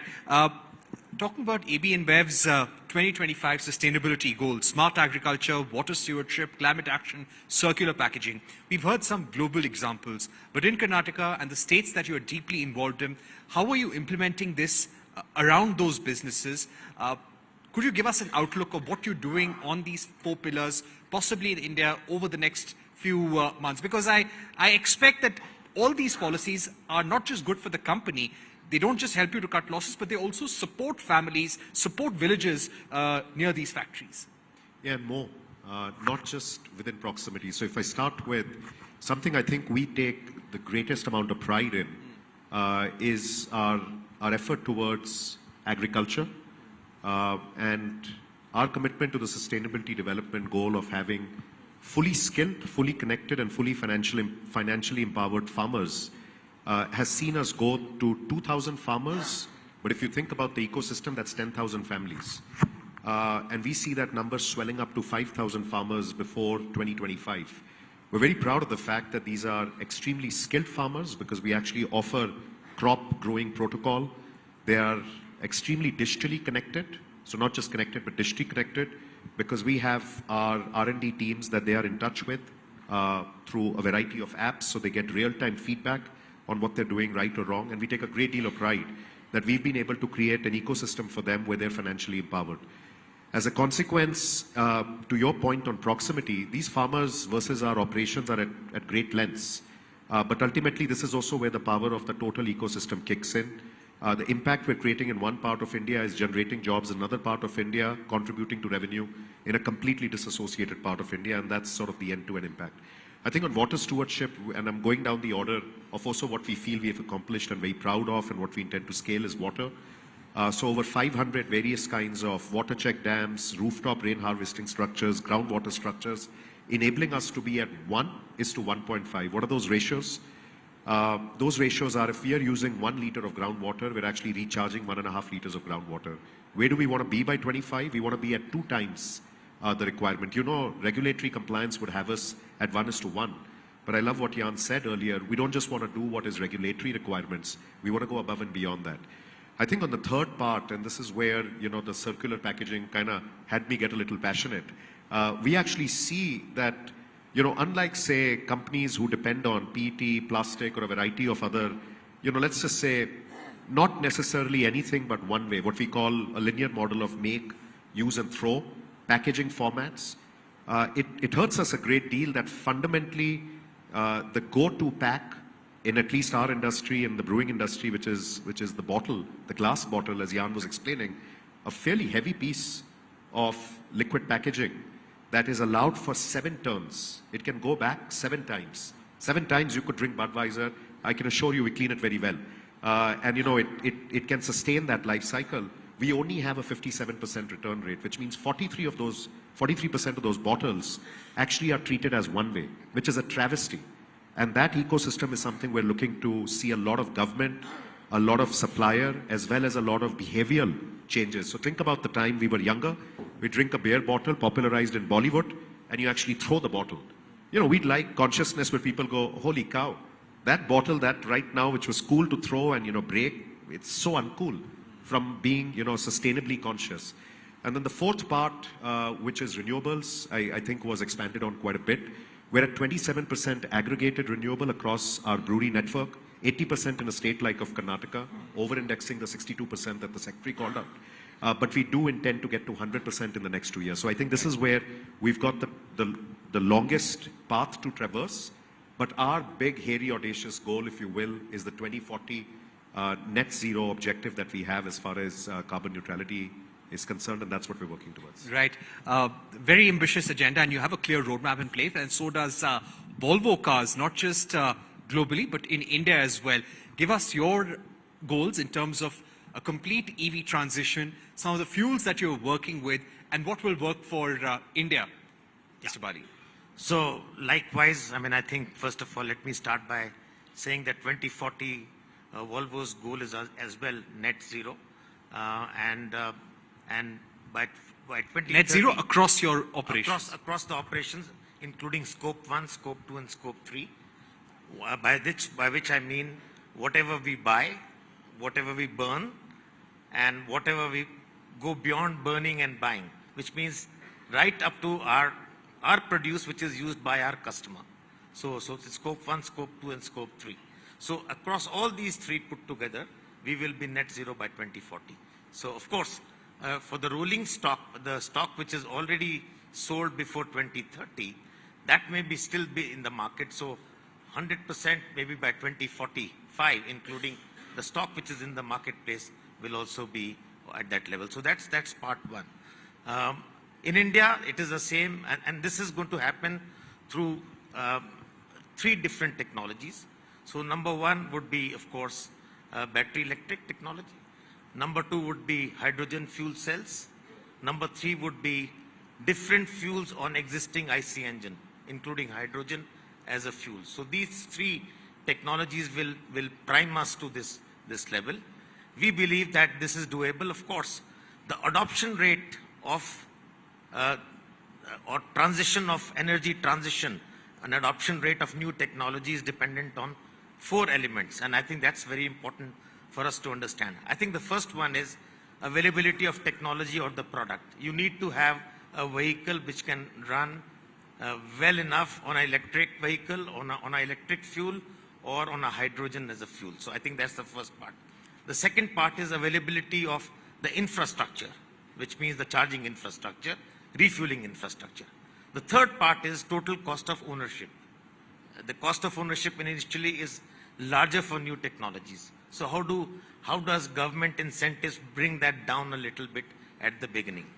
And the fourth part is, of course, availability of renewable energy, which means that's also very important. So if you have a product of all these 4, then you will realize that if everything is at 80% level, your adoption rate will be only about 36%. So overall adoption level.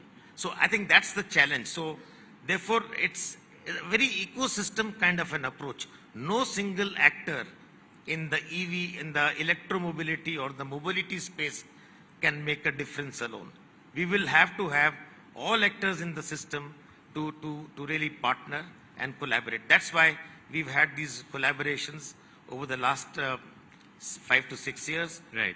We've had a collaboration also with a competitor like Daimler to really create charging infrastructure in Europe.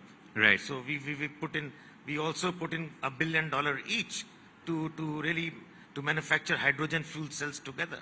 Right. So that's the extent of where this whole major transformation is leading to. Right. So you need a much larger thinking at a national level and a whole of government approach. The mindset has to be completely very different. So, Mr. Wali, we've run out of time. I'll put the final question to Ashish. Ashish, if you can just sum up the takeaways from this panel for us and give us a sense on what CEOs, what leaders of these companies have to do in terms of setting the sustainability agenda. We can talk about Act for Impact, we can talk about sustainability campaigns, but to make sure that this percolates through all aspects of the business to all employees, what do we need to do as CEOs and leaders? Yeah, I think there are three main things. I think firstly, we need to have that intent and vision. I think on a whole transformative journey, and as much as being holistic, including the people agenda, I don't think we talked about it much, but I think the people agenda is quite at the center of sustainability. I think within the organization and outside, including the suppliers and the supply chain, as well as the government interaction. I think the people agenda and awareness creation about the whole transformation about sustainability, that is something a must and should. I think that will deliver itself into actions. The second thing I think is on the ecosystem or partnerships, which, Ms. Bali, definitely I think partnerships, whether it is with competitors or not, I think that is very crucial to this sustainability journey for everyone. Partnerships with the government, partnerships with the local people, partnerships with educational institutions. I think all of these need to come in for that transformation to take place. And third is involvement of common people. I think without people, without you and me asking for green products and green everything that you see being green, I think this transformation which will never occur. I think the population which we have today, we are a country which we should all be proud of. I think no other country can have this kind of diversity as well as the young crowd. I think with bringing them along and taking them along this sustainability journey is a must. And I think that demand will create the entire change. Right. So it all goes through together. They all fit the pieces of the puzzle. Thank you very much, Ashish, Kamal Bali, and Kartikeya for joining us. This has been a true masterclass on a sustainability roadmap. Thank you once again for joining us.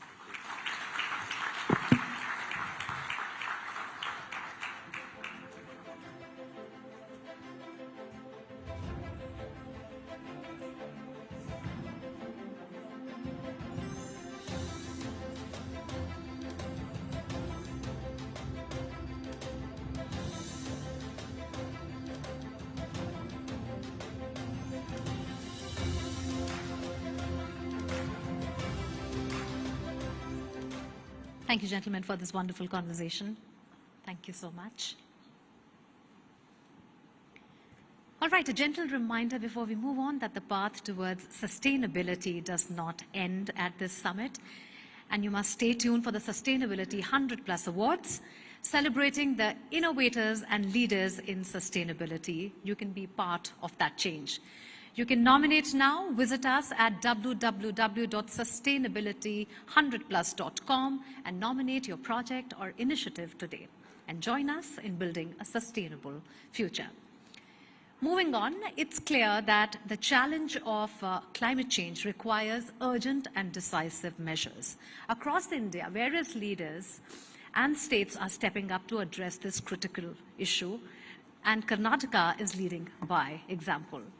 The state's commitment to sustainability is evident through its forward-thinking energy conservation initiatives and its rapid adoption of renewable energy, surpassing national targets. Karnataka's proactive stance on building sustainable infrastructure sets a remarkable precedent. Today, we embark on a journey through exploring sustainable futures, insights from environmental experts in Karnataka, where we will be uncovering the initiatives and the innovative strategies and solutions from experts, showcasing the impactful work being done across communities and sectors in the state. So for this panel, may I first invite our moderator, Sonal, to please come on stage and put your hands together for Dr. Ullas Karnath, conservation scientist, and Mr. S. Dasapa, Chairman, ICAR, Indian Institute of Sciences, Bengaluru.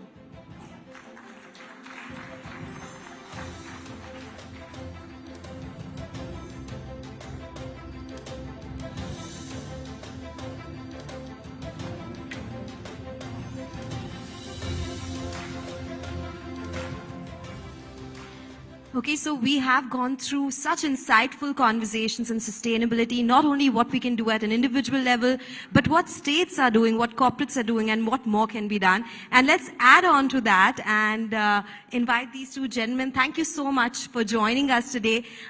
We are talking about a lot of things that were done. We are talking about Act for Impact. We need to talk about technologies. We need to talk about a sustainable future. And that's why we have two of you here. So thanks for that. Well, Dr. Ullas, let me start with you. We have seen your work, your commendable work in the wildlife conservation segment. Tell us about the journey, and secondly, how does it connect with the pillars that we are talking about at Sustainability 100 Plus? How is climate change, how is issues around water sustainability impacting biodiversity, and how can that be changed? Biodiversity is recognized as one of the pillars too, although nobody mentioned it today. It's the life on Earth, other forms of life on Earth. I want to illustrate to this audience a simple fact. We as a species are 3 lakh years old. At that point in time, mammals, warm-blooded animals of the Earth, we formed 1%. All the other creatures, warm-blooded animals across the globe, occupied 99% of the total mass. When we invented agriculture and domesticated half a dozen species, our share of the biomass shot up to 30%. And you ask me today, what's the percentage of biomass of all mammals on Earth, which is human beings and their livestock? It's 98%. The wild is pushed to the brink. So I come here with this clear view that does the sustainability idea has room for biodiversity, room for other, this is just one illustration. If you look at the land of India, we have about 10% of our land in somewhat natural forests. If you look at wildlife protected areas, it's 3%. If you look at effectively protected wildlife areas, it's 1%. Are we a generous civilization, or are we sensible, are we sustainable? So I start from this point so that we get to grip on this, taking into account what we are losing. So in terms of my own history, I did my mechanical engineering from NITK Surathkal in 1971. but my passion was wildlife, so I went on to move into this area. And I think what my engineering taught me is you approach the problems of conservation just as an engineer would, to solve problems. So most conservationists, unfortunately in India, hark back to a golden age in the past, rejection of technology, and somehow managing to keep biodiversity and human welfare well. But the problem is everybody is seeking development. Life expectation was 30 years when I was born in 1948. It's 64 years now. Health is better. So this human welfare, or what we call development, has to be accommodated. So for me, it is a question of bringing my knowledge of ecology and biology and how to balance the two and make sure that while we all agree that we need conservation and development, we don't get lost in a cloud of non-solutions, which is what I worry often, because there are clear solutions. Just to give an example, Karnataka had a pioneer nuclear engineers. Raja Ramanna was here. We have some of the finest nuclear power plants. Nuclear is renewable, and that never got listed with the wind and other things. This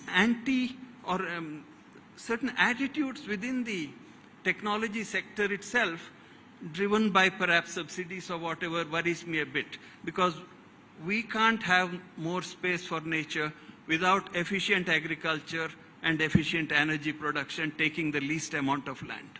Okay, that makes sense. And I think nuclear, the idea people have, it would be dangerous. They are a little worried. And as you said, not enough incentives provided in that particular segment. So we'll take that forward and I'll discuss that with you as well. Mr. Dasappa, let me come to you, because there have been a lot of conversations in the previous panels where we have spoken about what Karnataka is doing when it comes to energy conservation. We are talking about renewables as a big changing force as well. You recently developed the green hydrogen manufacturing, which is via biomass. Tell us more about it. What technology does it use? And will it be a big game changer when we talk about climate change? Yeah, thanks. Thanks for providing me opportunity for this great initiative what you people have been doing. Maybe just before I get into hydrogen, I just would like to give you, we all started off this work to really look at, because of the 1970s oil crisis. India being a agro-based economy, we felt that again, like if the diesel is not going to be available, agro-based, we leave quite a bit of water for irrigation, and is there something which we can do? Today we use the term sustainability across all disciplines, just as a prefix to anything we call it. I think that's something which is happening. But way back, maybe the early 80s or mid 80s, we said that can we use local materials to meet local needs? Roughly to say that it's going to be sustainable. That's how we embarked on this technology.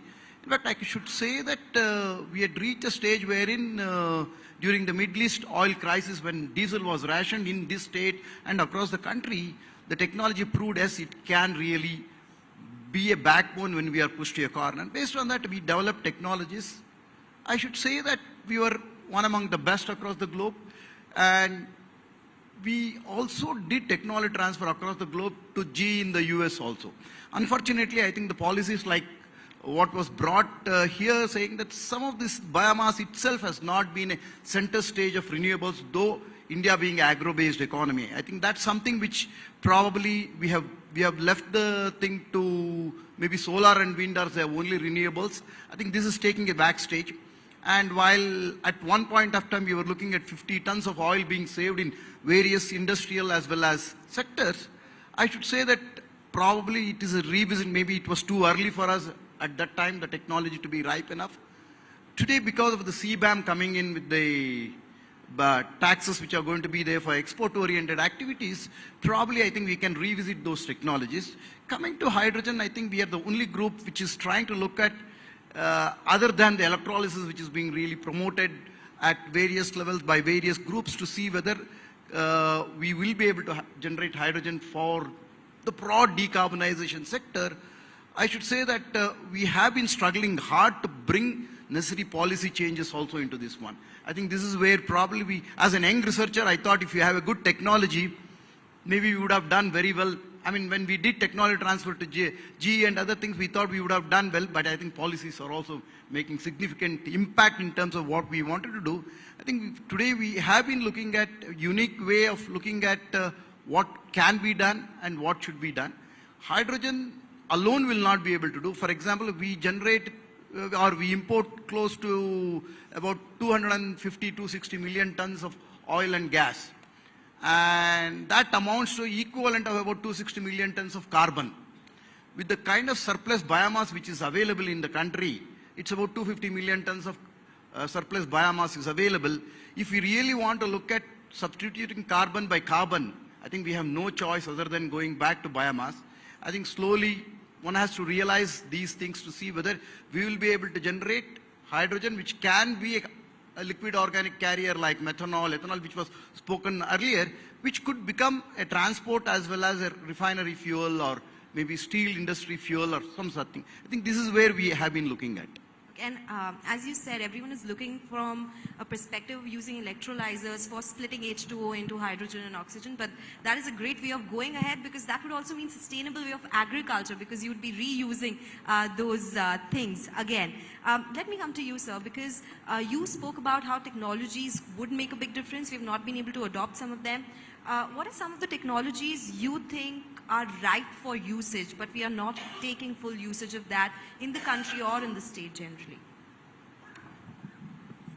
See, again, I'm going back to nature conservation, the leaving space for nature, leaving room for nature, because all the wild nature, which has many potential benefits, that's why it's one of the pillars of sustainability. I won't go into why, but the key issue is of space. So there are two demands on nature that have pushed it back to 2 or 3%. The main one is agriculture. The second one is energy production, whether it's coal mines or hydro plants. So to create space for nature, at the same time we need this energy. Energy and DDP are tried. I'm not in the camp that says we don't need energy and we can roll back history and go and live in some other age. No, I don't agree with that. But what kind of energy is compatible with having more wild spaces? Whatever energy is most dense, what is called energy density. And this is why I suggested, and in fact, while we make these noises, it's Russia and particularly China racing ahead with this. So energy density wise, nuclear power is very good. One power plant in Kaiga that produces 1300 megawatts now, equivalent to that would be submerging both Nagarhole and Bandipur, two of our best parks, if you have to get clean energy from hydro. All these other technologies of solar and wind will mean covering half the state. So certainly that is one. Then we talk about agricultural efficiency. We had very low productivity. Then in the 60s, when there was real demand, in fact, till 1920. 1920, when chlorine and NPK fertilizers were invented, that's when the agricultural productivity shot up in the world. Next step was the 1960s Green Revolution. More water, more fertilizers, and of course doubled yields, and pesticides. Now we have plateaued on that.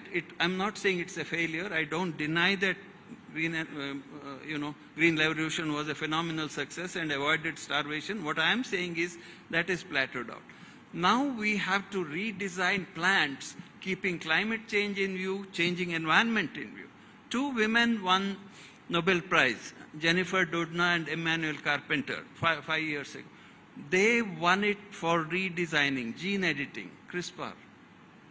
We are not even looking at it. All 3 Indian academies of sciences and all the European academies of sciences have said this is the way to go. Gene editing is the next step in the agricultural efficiency. We go for it very nicely when for curing COVID. For medicinal purposes, we are for gene editing. For agriculture, it's a no-no and it's very dangerous. It's not you can't make beer without gene editing. That's an ingredient of some hops are there. So I'm saying we have to embrace these broad technologies without fear, understanding the science. Unfortunately, the green movement has got caught in arm waving rather than real depth. So this, I think, is the big step if we have to save more space for nature. Okay, all right. So we'll come back to your ideas in that, apart from sustainable agricultural practices that you spoke about right now. In terms of green hydrogen or energy conservation or producing energy via different methods, how do you look at this particular space? We are not at a point where we can say we are a green hydrogen producing nation yet. The costs are higher. We're talking about lowering the costs as well. How important do you say would this be when it comes to mobility, when it comes to energy production? Yeah, I think you brought up a very important point here. In terms of the technology itself, we are really looking at the outside world for technology. Maybe including if you really look at the green electricity which is being looked at, majority of it is again coming from outside. We have, at one end, I think Government of India is trying to see how much of Atmanirbharta we can go in, but it's a long way to go. What we have also been looking at is from biomass, we are trying to say that give a level playing field for this technology too. Don't treat with stepmotherly approach like what we did earlier for power generation sector. I think to that extent we need to really look at. And this also brings up another very, very important area, waste to wealth kind of thing. While various other things are being looked at, we also generate about 60 million tons of municipal solid waste in the country. We still do not have, I should say, a very structured utilization and trying to see how we will be able to environmentally maintain that one. I think there are opportunities using the routes which are available in this country, which is completely Atmanirbhar, but it needs a sort of a hand-holding. If I were to give you an example, maybe when solar was brought into this country, we were looking at 17 rupees per kilowatt hour as the kind of costing which was there.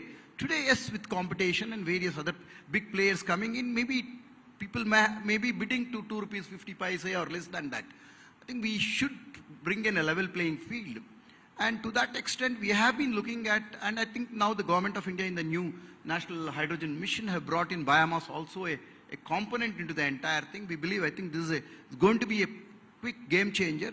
And as I told you earlier, if we really want to substitute the sectors like transport, the sectors like refineries, or anything to do with chemicals, today what a typical fossil fuel is doing, maybe majority of that can be done through the resources which is available in this country as residues. At one end, we need to handle the residues, otherwise they would become CO2 by nature's degradation which is going to be there. Otherwise, we will have pollution like what happens between Punjab, Haryana and Delhi. I think this is I think unless until we have a strategic thing to see how we will be able to support, nurture and take it forward.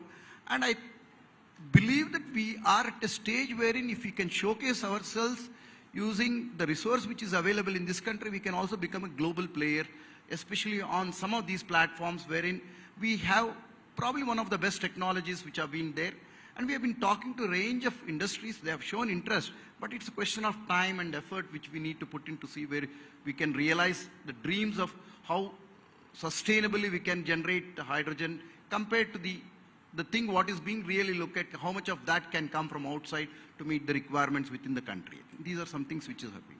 And we've been seeing a lot of these fossil fuel players also trying to move to biogas or trying to move to biomass to ensure that production happens in that way. So while we are at the topic, let me come to you because you spoke about how we need to save biodiversity, and one of the major pillars could be how we save the natural resources. Water is one of them. We are talking about water stewardship.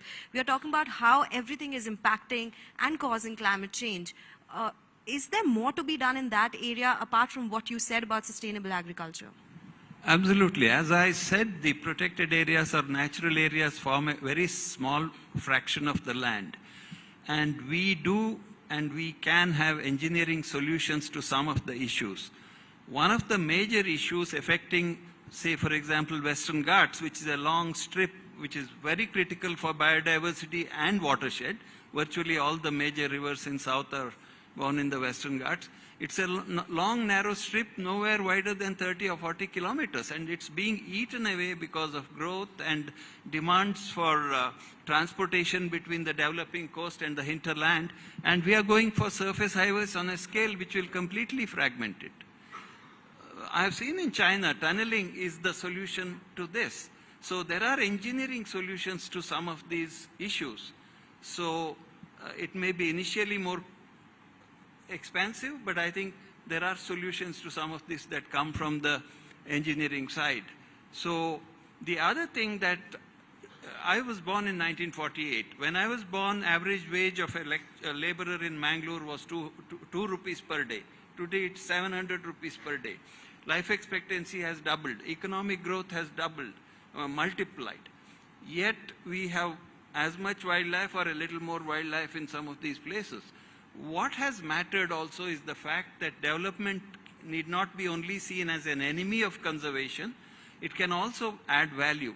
One of the major things that was destroying the forest was the use of wood as a fuel.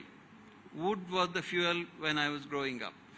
Women's health was terrible because they were cooking in these smoke-filled little huts. Wood, structural timber, everything came from the forest. Bullock carts were the main transportation, main haulage, main tillage. Everything came from the forest. Today, with the demographic transition and development, LPG has replaced wood. Transportation has been replaced by small diesel vehicles or small livestock numbers have drastically reduced. Hunting, people used to hunt for protein. Everywhere in the world where things are not developed, in Laos or Burma or parts of Africa, people hunt because that's a part of your protein intake. That was the case in Malnad, my forest, when I was growing up.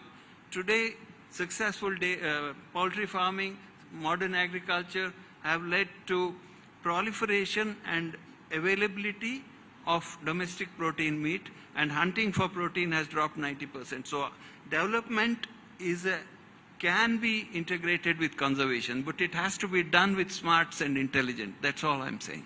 No, that makes sense, right? And you've seen it for so many years. I cannot fathom the depth of your experience as well, what you've seen in this particular field.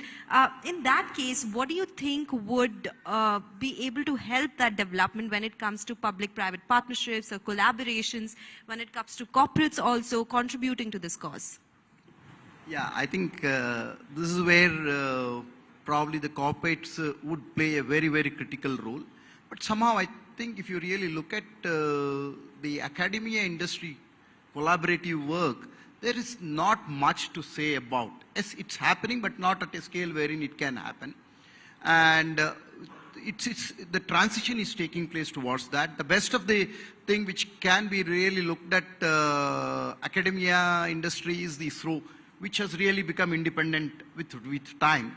To that extent, I think we have been talking to corporates, but I think there needs to be a so-called synergy between the corporates and the academia when technologies are homegrown. I think that has to be really looked at. In fact, one has gone through several Agni Parikshas until now. We are ready to go through many, many such things to make sure that we will have some indigenous technologies which can be homegrown. And today we can show in terms of even economics that we can compete with the best of the costing for hydrogen per kg. Maybe we can really look at less than $3 or $2.50 per kg of hydrogen. But still, I think we are struggling hard to bring in corporates on board. There have been some interest from various quarters. We need to explore those opportunities until maybe the other sources can become sustainable, and maybe we can manufacture within the country to make sure that the Atmanirbhata, whatever is being looked at, can be really highlighted and try to take it forward. Until then, probably there are various sources, and especially in the distributed nature of the kind of things what is being looked at. For example, an IC, internal combustion engine, like recently being launched. Can this be a game changer? Yes, we have been talking to steel industries, and wherein we can make a big impact in terms of decarbonizing steel. I think we have been looking at those options. We are also wanting to make sure that some of the industries do get the necessary so-called benefits of first mover advantages kind of thing. I think we are in that stage, but maybe it takes a little longer time to establish the homegrown technologies to become the forerunner in terms of how to penetrate into the larger market. Sometimes new things are scary, right? Maybe that's why the adoption becomes so low. And as you said, some of the corporates are seeing that first mover advantage. We do have corporates who've spoken about setting up the entire value chain when it comes to hydrogen, talking about reducing costs as well. Let me ask you the same question when we talk about collaborations, when it comes from NGOs, corporates, government, for conservation, be it on the biodiversity side. You suggested some ideas. Think like an engineer. Let's talk about water stewardship. What is something that corporates can come together and help with? What can NGOs come together and help with?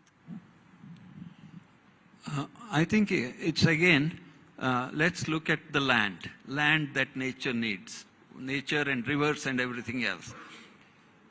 One of the reasons why land use changed in India was agriculture in a fairly less advanced form was the forest frontier. Now as the economies are changing, there is a large middle class in India now, larger than the population of France. There is an incredible demand for nature experience from urbanized. I'm not saying just big city, even a small place like Hunku. This economic power of nature tourism can be leveraged to expand our protected areas. It need not all be under government control. I agree the public lands have to be government managed, they can't be privatized, but there is ample scope to add private conservancies, other forms of land use, so that we have more habitat. Certainly that's again not represented here. The hospitality industry or whatever you call it certainly can get involved more. The second thing is, I think, science. Hardcore science in ecology is the blueprint on which conservation has to happen. We have a completely bureaucratic system. I heard some comments about mandates. Wildlife management in India has zero science. It is completely run by a civil service with tame government institutions producing convenient science, with independent science being virtually kept out. And this is not the way to look at a future vision for wildlife conservation. Do we need more regulations here is what you're saying, or do we need more contribution coming in from public houses? If you go to any advanced country, conservation, the backbone of conservation is research done in good universities, academic institutions. Civil servants don't do everything, count tigers, count cheetahs, bring them here and there. That's very special to us. So the third thing is about communities. There are human welfare organizations, community rights organizations that truly care for people and have been working with them. Conservationists have been working with equal passion to save other forms of wildlife, and these two groups are often headbutting rather than collaborating. I think if these two groups collaborate on the basis that every human being should live a better life, there is a tremendous opportunity, because people now, if you go to remote areas, I was on the Forest Advisory Committee, in the remote areas of Western Ghats or in Uttarakhand, people are deserting these remote areas because agriculture and living there is very hard. They're moving to the plains where the jobs are. And this demographic movement, I've seen it in China, I'm seeing it in Thailand.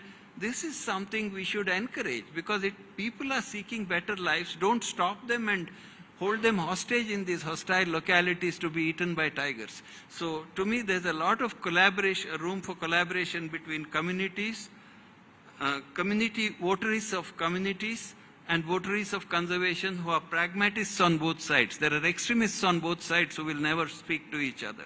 So I think, I've identified the bureaucracy has to shrink from science. Its role should be to manage the land as a trustee, enforce the laws, because we can't have private armies, but rest of it has to be in the private domain. That point is very well taken, because we are talking about newer technologies, but what about conserving something that we already have? We have limited time, but I would like your closing comments on that. Considering whatever we spoke about, some of the ideas that you think should be taken immediately, something that can work in long term, both sides of the spectrum, for the governments and for corporates in general. Yeah, see, the reason what I would like to say that yes, it's in tandem right now, we should implement that one. And on a long run, I think we should be able to make sure that this becomes sustainable too. In the sense the approach becomes sustainable. In fact, going back, we were showcased a village which was completely sustainable, and we were able to increase the productivity from the land by 10 times.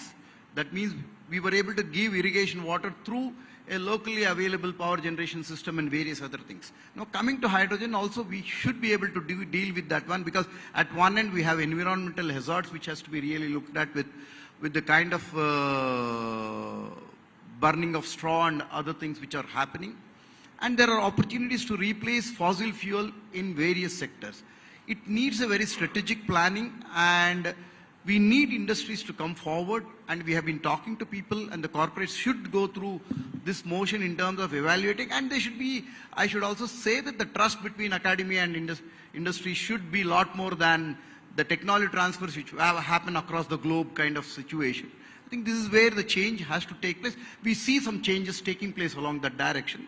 Look forward for how this change can become reality in the near time. I think that's something which we have been looking forward. Hope is a beautiful thing, right? And it's always about collaboration, never competition. So as you pointed out, the two segments have to come together.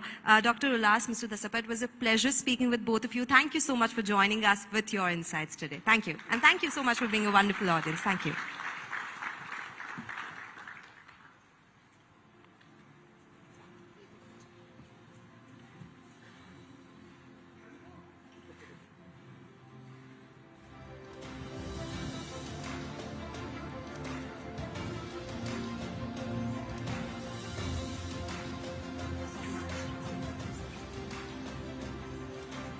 Thank you, Sonal. Thank you so much. Thank you, gentlemen. Thank you to our esteemed panelists for that remarkable conversation. May I remind you again about the nominations for the Sustainability 100 Plus Awards and the fact that we have now started the process of taking the nominations, so celebrating the innovators and leaders in sustainability, and we want you to be a part of that change. So you can nominate now. Visit www.sustainability100plus.com and nominate your project or your initiative today. And join us in building a sustainable future. All right, let's now talk about water conservation. Water conservation is an imperative necessity that demands intrinsic care and attention, considering that most big cities in India might face a 40% water deficit by the year 2030. To amplify its need and further decode the challenges and implications of water stewardship, we have with us the lake man of India himself. Having revitalized up to 23 lakes in Bengaluru, he has been a pioneer water conservationalist and environmentalist. Ladies and gentlemen, please join me in welcoming Anand Maligawad.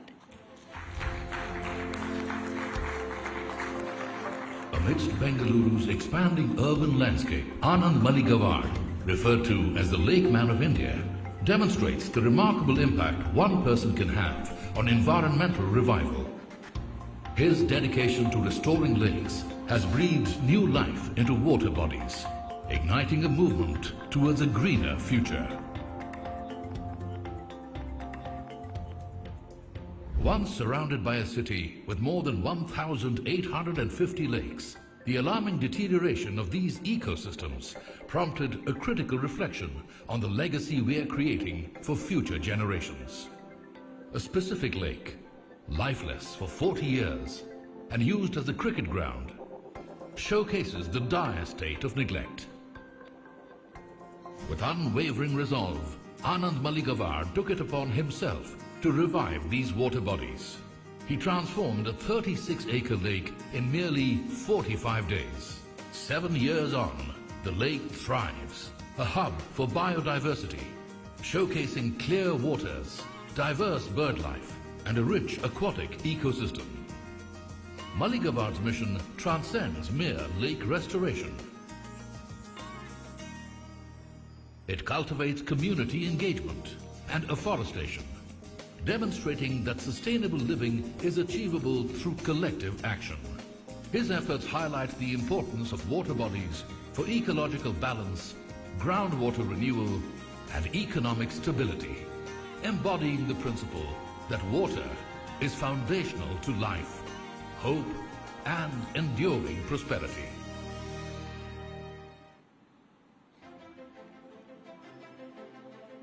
Ladies and gentlemen, put your hands together for Mr. Malikabad.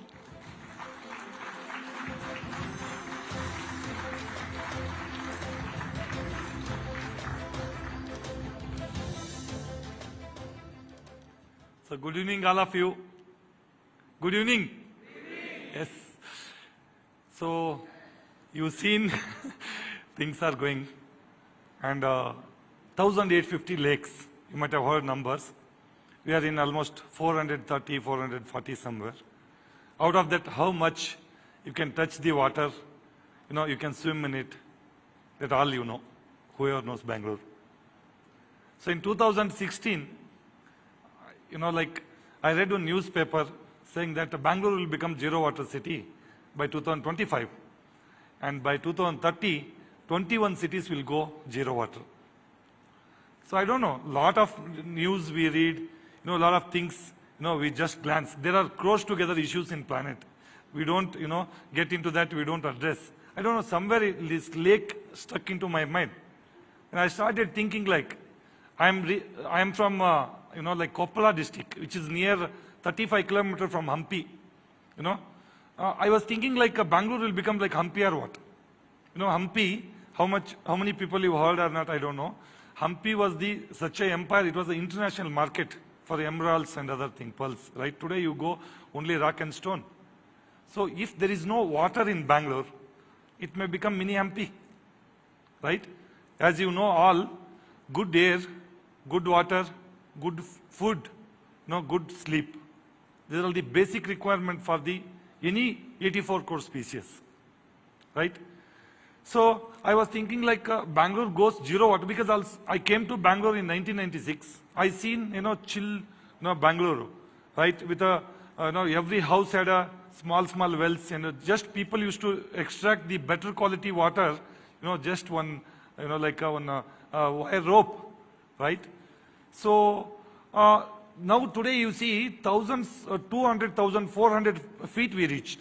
You see our technology, economy, everything is rising. Water is going down.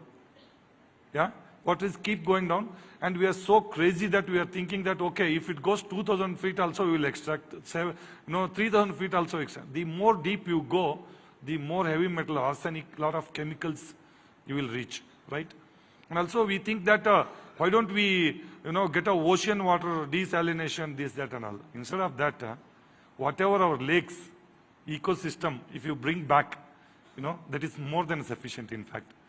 So in 2016, when I read, then I started thinking why these lakes are going, why this groundwater is going down.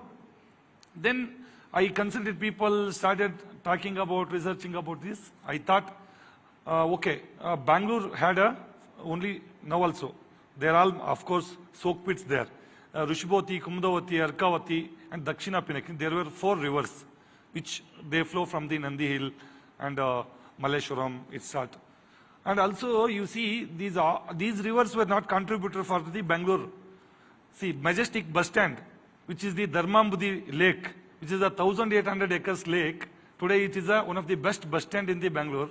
That was catering at least 10 to 15% of the, water, this thing. And also, when Bangalore started growing, it is a small village. Every village we had one own lake. It is thousands of lake. In fact, Cholas dynasty, they interconnected cascading, they built all Raj Nalas, irrigation system, drinking, everything we had beautifully. When city grown, in 1970s somewhere, when Mr. Nazir Saab was the water minister, he is the person who introduced this borewell. Otherwise, there were no borewell concept in India. Earlier, to drill about 50 feet, they used to take 2 days, I think. Now, in 4 hours, we'll drill about 1,200, 1,500 feet. So, means technology, everything is going up. So, environment is going down. That is what I am telling. So, when we started drilling that, and once we got the water from the borewell, see, general our humans, any country, any new thing comes, we just jump into it. We don't even think it is user-friendly or it's expensive or whatever. So generally proudness is that, hey, I am the guy who got a first borewell. I am the guy, who got this, who got that.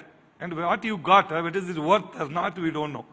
See, our wells were very trustworthy and very good. We used to get a best quality water.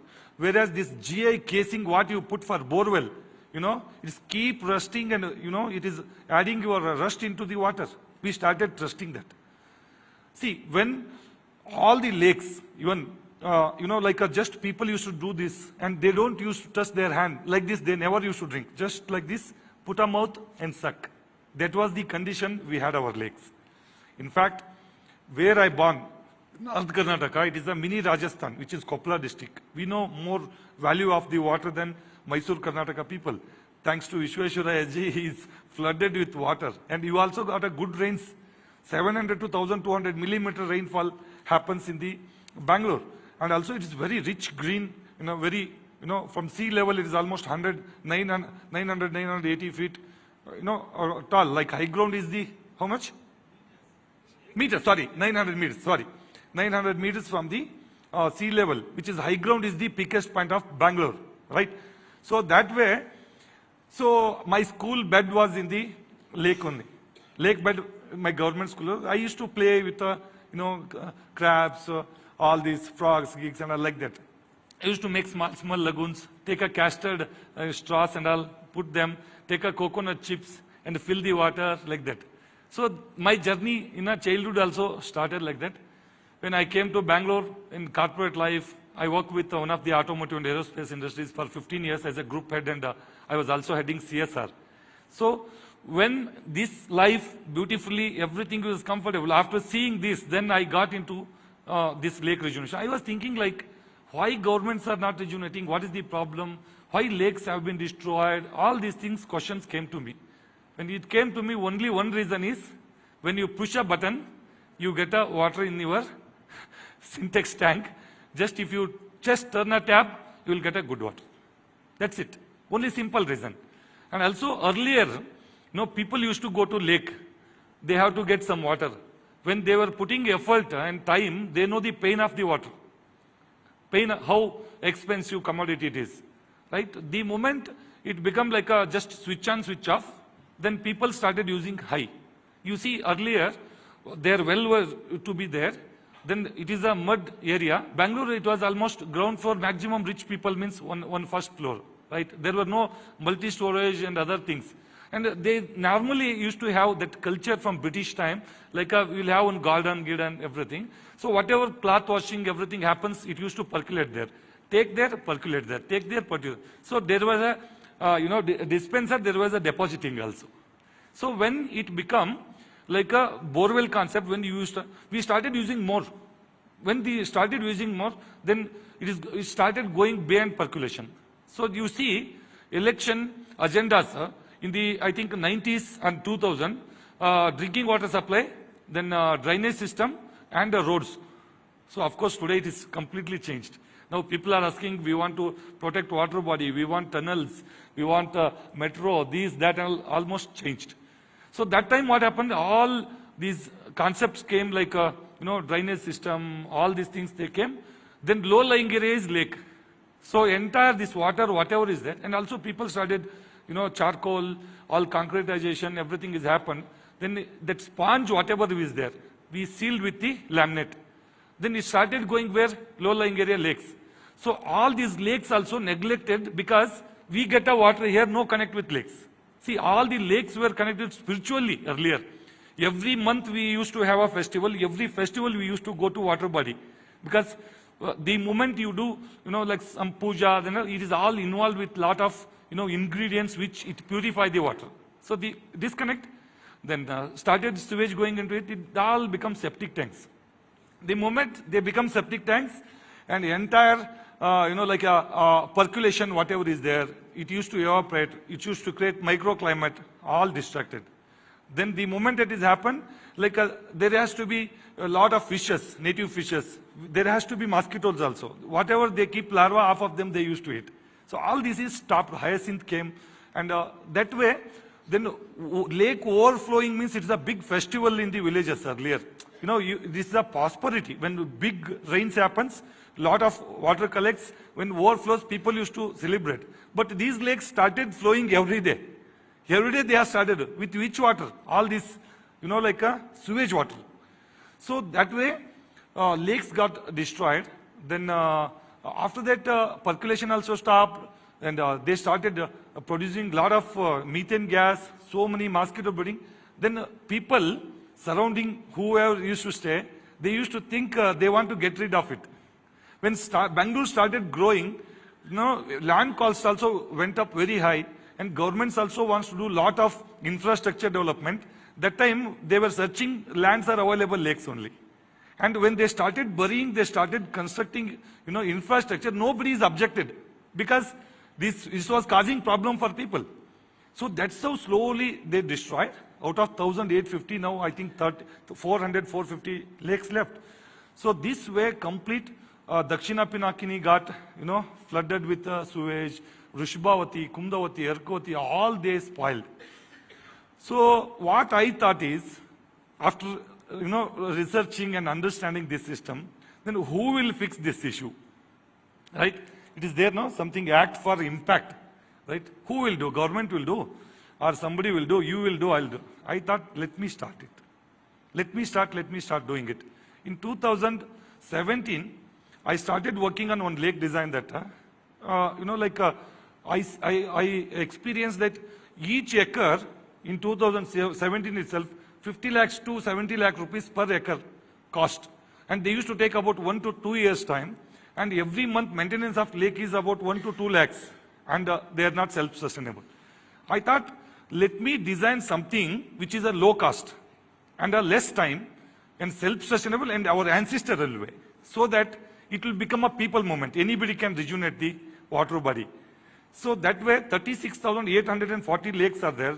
Only we are depending upon government to rejuvenate. It will take a longer time because their bucket list of things were very hundreds, thousands. For us, people, we can do it, right? So if they want to, concentrate on lakes, here also you see, since last 2 hours, water is in last. My talk also last only. Are you with me? Water is not last, water is first. You see any, like a spiritual books, any science books, first planet, then water. After the water, life starts. After that life, then your afforestation, then wildlife. But here it is last actually. Even everywhere, water is in last. But without water, there is no life. If we do not become serious today, and you see this year, there is no rains. 90% of the lake dried up. You see the water tanker, 5,000 liter water tanker, 1,400 rupees. If you pay also, you are not getting. So I can get Budweiser, anytime chilled beer, but it is very difficult to get a water tanker. Huh? I am also a fan of Budweiser, in fact. So you can get a beer, not a neer. Neer in Kannada, neer, N-E-E-R, neer means water only. B-E-E-R, beer means this. So neer become beer now. So beer is easily available. In fact, anywhere you go chilled beer, you can get everywhere, but water is become biggest problem. So that is why I started working on a concept that less cost, less time, self-sustainable and natural system. Like, we have a habit of rejuvenating water bodies, creating walking track, jogging track, 5 type of grills, ornamental plants. And citizens also want that. They don't see like this lake because both sides, full, they put a shrubs in such a way that that water body is not visible to you, just walking in the cave of the plants or cave of the trees. That's it. Only thing, whatever smell you get, for that they put some chlorine, fluorine and all, they manage it. But none of the water you can touch, neither you can see it. See how many lakes we have. My idea was, make it simple, very, very natural, where my kids can go and swim. You see in one of the video, it is not that graphic I created, it is all my lake. So I take water and drink. Of course, we don't trust our taps, right? We don't trust our taps, we are all depending upon RO water. Whatever quality of the RO water you get, better than that we were getting in the well, in fact. 99% of the Bangaloreans or anywhere in the metro cities, you don't know what is the water taste. Are you with me? You are drinking either a demineralized, DM water, or something else. You don't know what is the real taste of the water. So all these equipments, what we purify, they remove everything. So lot of what is that, mineral deficiency is happening because of this thing. So Bangalore taste was so good and it was giving a beautiful appeal. I am from North Karnataka guy. When I used to go to my village, they used to ask me, you are in Bangalore? I said, yes. How do you know? I can make out through your color, bro. So the tone used to come in Bangalore. After drinking this fresh water, it was better than Kangen water. No, the tone used to come. And also it was very less sunlight. Bangaloreans a little bit sweats. Evening you used to get rain. Like it is a remote system, Bangalore it was. No fans, nothing at all. Right? So evening, generally we say, oh, today is sweating, yeah, jaldi, let's go fast home, night, there will be rain. So means nature used to listen to you. It used to act based on that. What is your AI and all you are telling, no, artificial intelligence, that you are spending money and you are doing it. Nature we had earlier. Like that Bangalore, when it destroyed, then I started lake rejuvenation. 2017, I started one lake. People laughed at me. They told me that, how can you do 36-acre lake in one? You've seen 5 islands and all, right? That same lake I'm talking. How can you rejuvenate one lake in a 95 lakhs? How can you do in 60 days? I started working, doing. I finished it, right? So April 20th I started. By June 5th, World Environment Day, with the help of Satri's Environmental Trust. Some gentleman, he's here. Yeah, he's there. He was also with me. And with the help of them, 5,500 saplings we planted with 1,500 volunteers in a 1 hour 45 minutes. You were there that day? Yeah? We planted. Such a crazy thing that Kalasnalli Lake, out of 36 acres, there were 12 acres encroachment. And 12 acres encroachment I did not touch. I started working, desilting and all. Last 40 years it was dry dead lake. Started desilting. I removed about 280,000 cubic meter water. I created around 3-4 islands for the birds. Walking track. Walking track means it is not only connecting people, it's a border. It's a, you can't encroach further. Like that we created everything. And September 1st week, very few people get opportunity in life that same barefoot where I roamed and did a lake. It is full of water. Like 9.5 days, 18 feet water came. 2015 was drought. You can check in data. 2016 was drought. 17, when HSR layout and all, people started giving like masrana, chitrana packets and all. That time I was enjoying the lake. And I am the guy who did a boating in that lake. So nature, we spent 95 lakhs. Nature given crores together liters of water for us. So what we give is this. What returns is this. Like seeds also. We put around 1 kg seeds, we get 100 quintal. Right? So when you put, then you get. When you don't put, only keep getting it. One day it will stop. So that is the idea. Then 2017 I did one lake. I am telling very shortcut because 20 minutes I have to finish. If you listen my full story, you will become emotional also. Maybe you cannot enjoy your dinner. How many people, what is the struggle I faced to get approval, to clear the encroachment, to convince people, to do good job, you need to put a lot of effort. To do hanky-funky job, you need not to do anything. It will automatically happen, nobody will question also. Like that, lot of things I did. 18 I did 1 lake, 19 I did 2 lakes. So 19 I decided to resign the job. I left my corporate lab. So I started working lake rejuvenation. You will not believe. 19 note ban happened. So industries dropped down. 20 again lockdown happened. 21 lockdown happened. But Anand journey did not stop. In the lockdown itself, I rejuvenated 6 lakes. 6 lakes. Everywhere they used to stop me, police and all. I used to tell, sir, I want to rejuvenate the water body. I am doing lakes. Sir, lockdown will come, lockdown will go, corona will come, but we need water, na, sir. They used to say, chalo, jao. So like that. So far, last 7 years of my history, lot of learning from the lakes. A lot of mistakes I do lake. I keep learning from my mistakes. But I'm trying to do that. Out of first lake to 35 lakes I rejuvenated so far. And 975 acres, 480,000 cubic meter water holding capacity, 64 villages, more than 38,000 borewells has been reached. I touched 7 people's life. Being a common man, non-Bangalorean, non-localite, no bureaucracy connect, no politician son, not a well settled, not having a big money. Simple man. And to do Desha Seva, you need not to go to border. You need not to become IAS officer. You need not to become politician. So many people think, अरे यार हम भी कुछ करना चाहता है देश के लिए, साला politician बनना है, IAS officer बनना, वो कुछ भी नहीं. Without that also you can serve nation. Yeah, and also, yeah. So when I started this entire journey, and also lot of with us trees, like lot of NGOs, we also planted native trees, flower bearing, fruits, medicinal plants, and we brought a lot of birds. See, your job is to make a concave, rain will come and it will fill.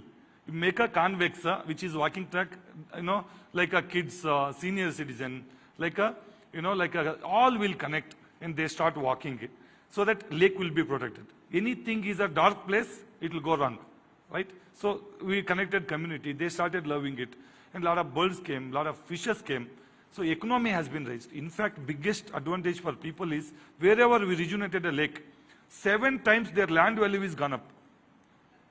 Who were fighting with me for just 100 guntas, 50 guntas, 20 guntas, today they are all loving. After 8 years, they realize that, okay, lake rejuvenation also will, shoot up land costs. They become overnight rich. And also a lot of villages, weekly once, twice, where they used to get water, drinking water, they are getting every day today. Yeah. So all Bangalore now suffering, but I am sure 100% my lake, and anyone if you want to join, and I can give you a WhatsApp location, you can go to my villages. They are all happily living. Reason is, September 2022, Bellandur, Vartur, full Bangalore is got flooded. We had a huge rains. But this year, no rains. Next year also, it is coming or not. See, when it falls, catch and keep with you. Right? If you want to do any punya, dana dharma, means you want to do something good deeds. If you have money, you can give food. If you have money, you can give water. But if you have money, you make a lake. So once you make a lake, and the same lake will fill, same lake without pipeline, and water will reach to humans. Birds, below water, above water. Right? So we should not wait for governments to rejuvenate. We should not, blame some government officials and all. It is our responsibility. We are 140 crore people are there. Our kids will not eat our floppy and our pen drive or our computers. They want to drink water, they want air, they want food, and they also want security and natural resources. For them, instead of making, 5 bungalows, 5 cars, and 10 villas, rent coming around 5-6 lakhs, keep them good water. To keep them good water, it is every individual's responsibility to see that we will work on water. And I am not telling that you leave your job, business, and be like lakeman. Like I am a mad actually, don't follow me. At least morning when you woke up, when you brush, till you go back to your bed, see that, respect the water. Use them. It is for us. I am not asking you to don't sleep in a tub, give and all, enjoy, don't shower. Tomorrow just take a wet cloth and wash. No, I am not telling that. Just wet cloth and weekly once only you take a bath. No. Respect and love and also save the water. Still you have got a more courage, do rainwater harvesting. Still you have got a more courage, engage your family, see that they will also follow this. Still you have more courage, engage your community, see that they will do rainwater harvesting. They will use very carefully water, right? All those things. Still you have courage, you can become a lakeman. Right? And to become a lakeman, you need not to require like a California University, Stanford University, PhD in lake rejuvenation or water body. I am a simple mechanical Kannada medium village guy. Right? And pan India, I also thought, so should I restrict only Bangalore? No. Because nature don't have any borders. Nature is so wide.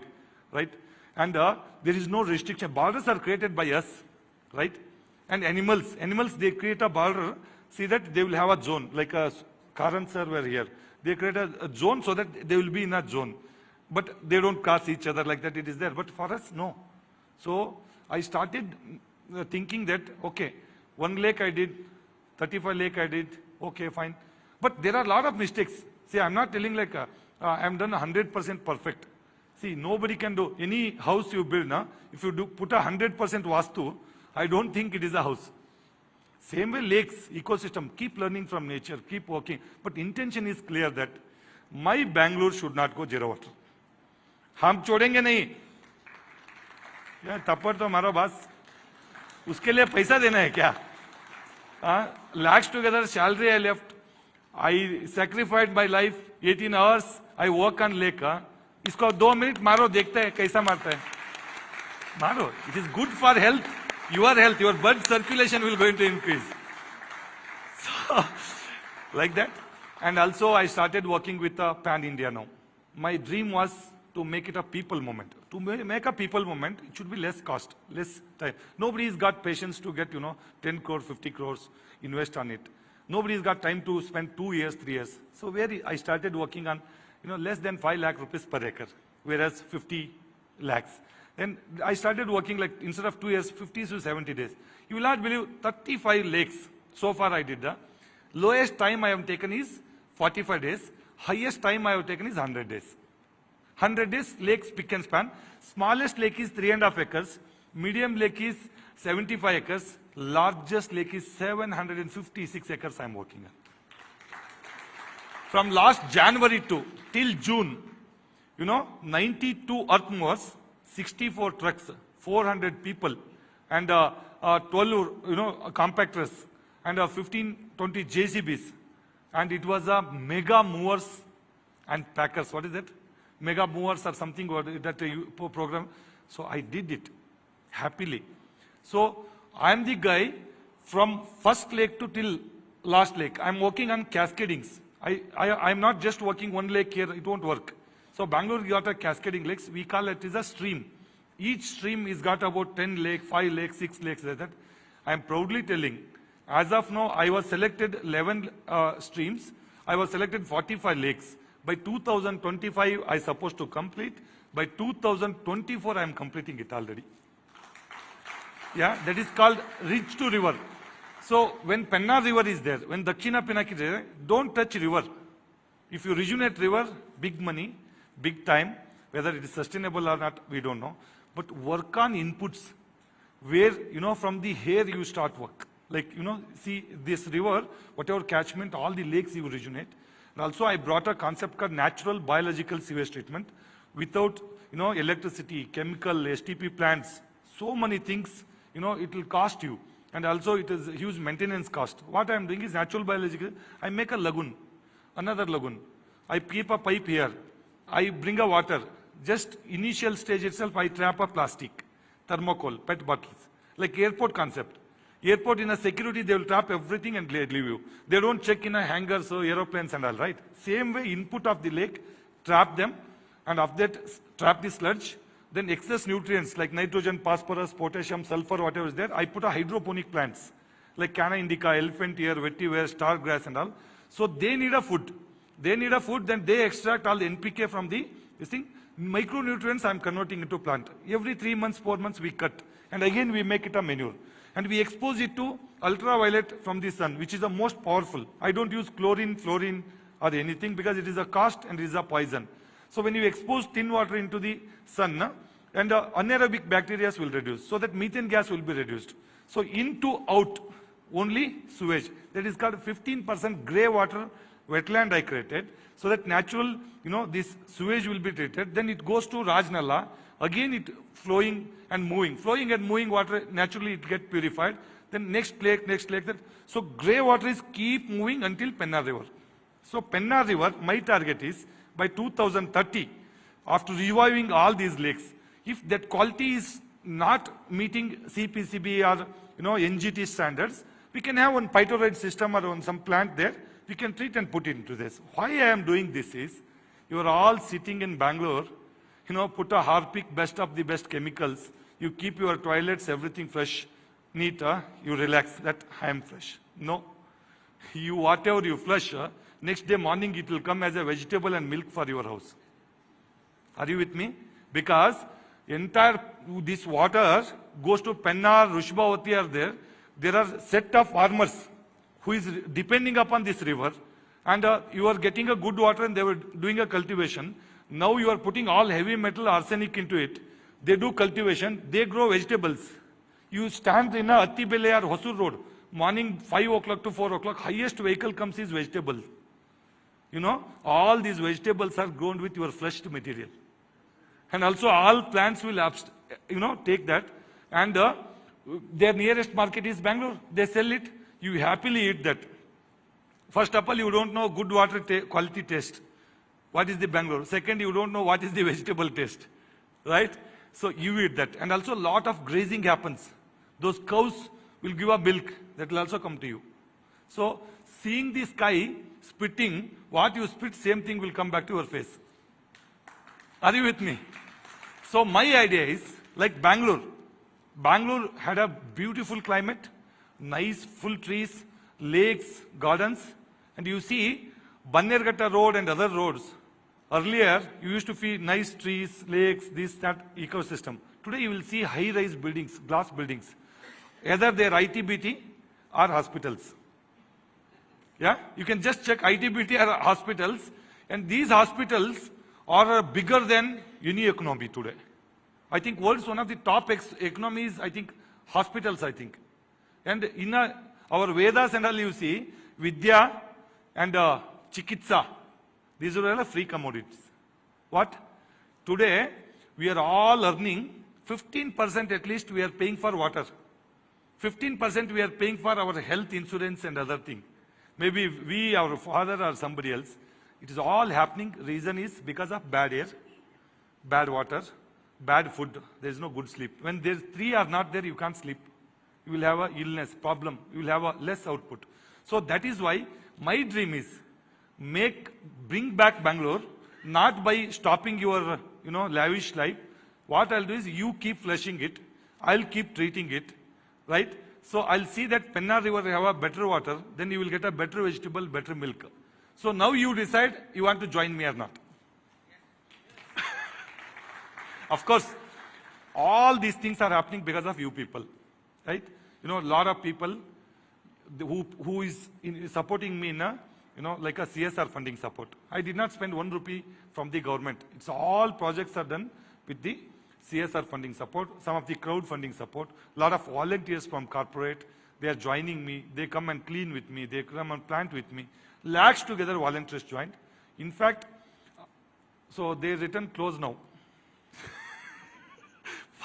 I have to close now because big boss is telling close. So 1 second I'll finish it, ma'am. So now I was doing lake.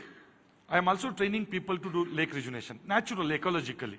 There are a lot of architects who wants to convert, Bangalore into Dubai, the Bangalore into Australia. I don't want Bangalore into Dubai or Australia. Make my Bangalore as it is. Bring my Bangalore back. I don't want any foreign trees and all here. Bring back our trees where our bees, butterflies understand, where our ecosystem, they nurture and need not to maintain. That is one thing. And also, water, afforestation is my life. And same way I started doing, I'm training, I'm going, inspiring a lot of people. I also thought governments, which is our tax-paid money, which they are doing the rejuvenation, they should also do ecologically. So same guy who started this journey, 9 states I'm advising all the governments to rejuvenate water bodies as less cost as and as natural as possible. And same guy, today central government, Amrut 2, they made me, I'm a smallest, youngest, like a 43 years old. They are taking my mentorship. Yeah, they are following my SOP. So entire central government, 2.68 crore lakes which they are targeted.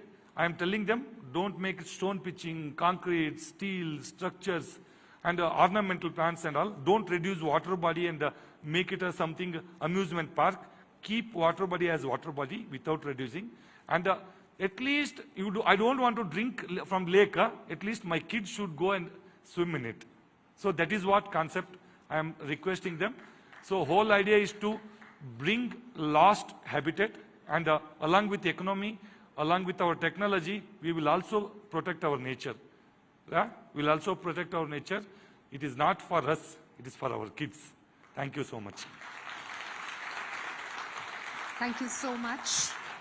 Your passion shines. Any questions you want to take from Mani? And we can take them post the session. She smartly answered. Thank you so much. Thank you. Thank you so much. The passion shines, of course, and it always is great when you see people who have a vision, mission, and are committed to the cause. Thank you so much.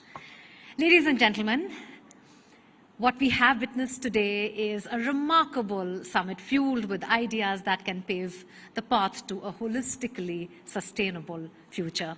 And as we acknowledge the commendable efforts of the government of Karnataka, people of Karnataka, we envision and advocate a collaborative and innovative approach towards a greener and cleaner economy.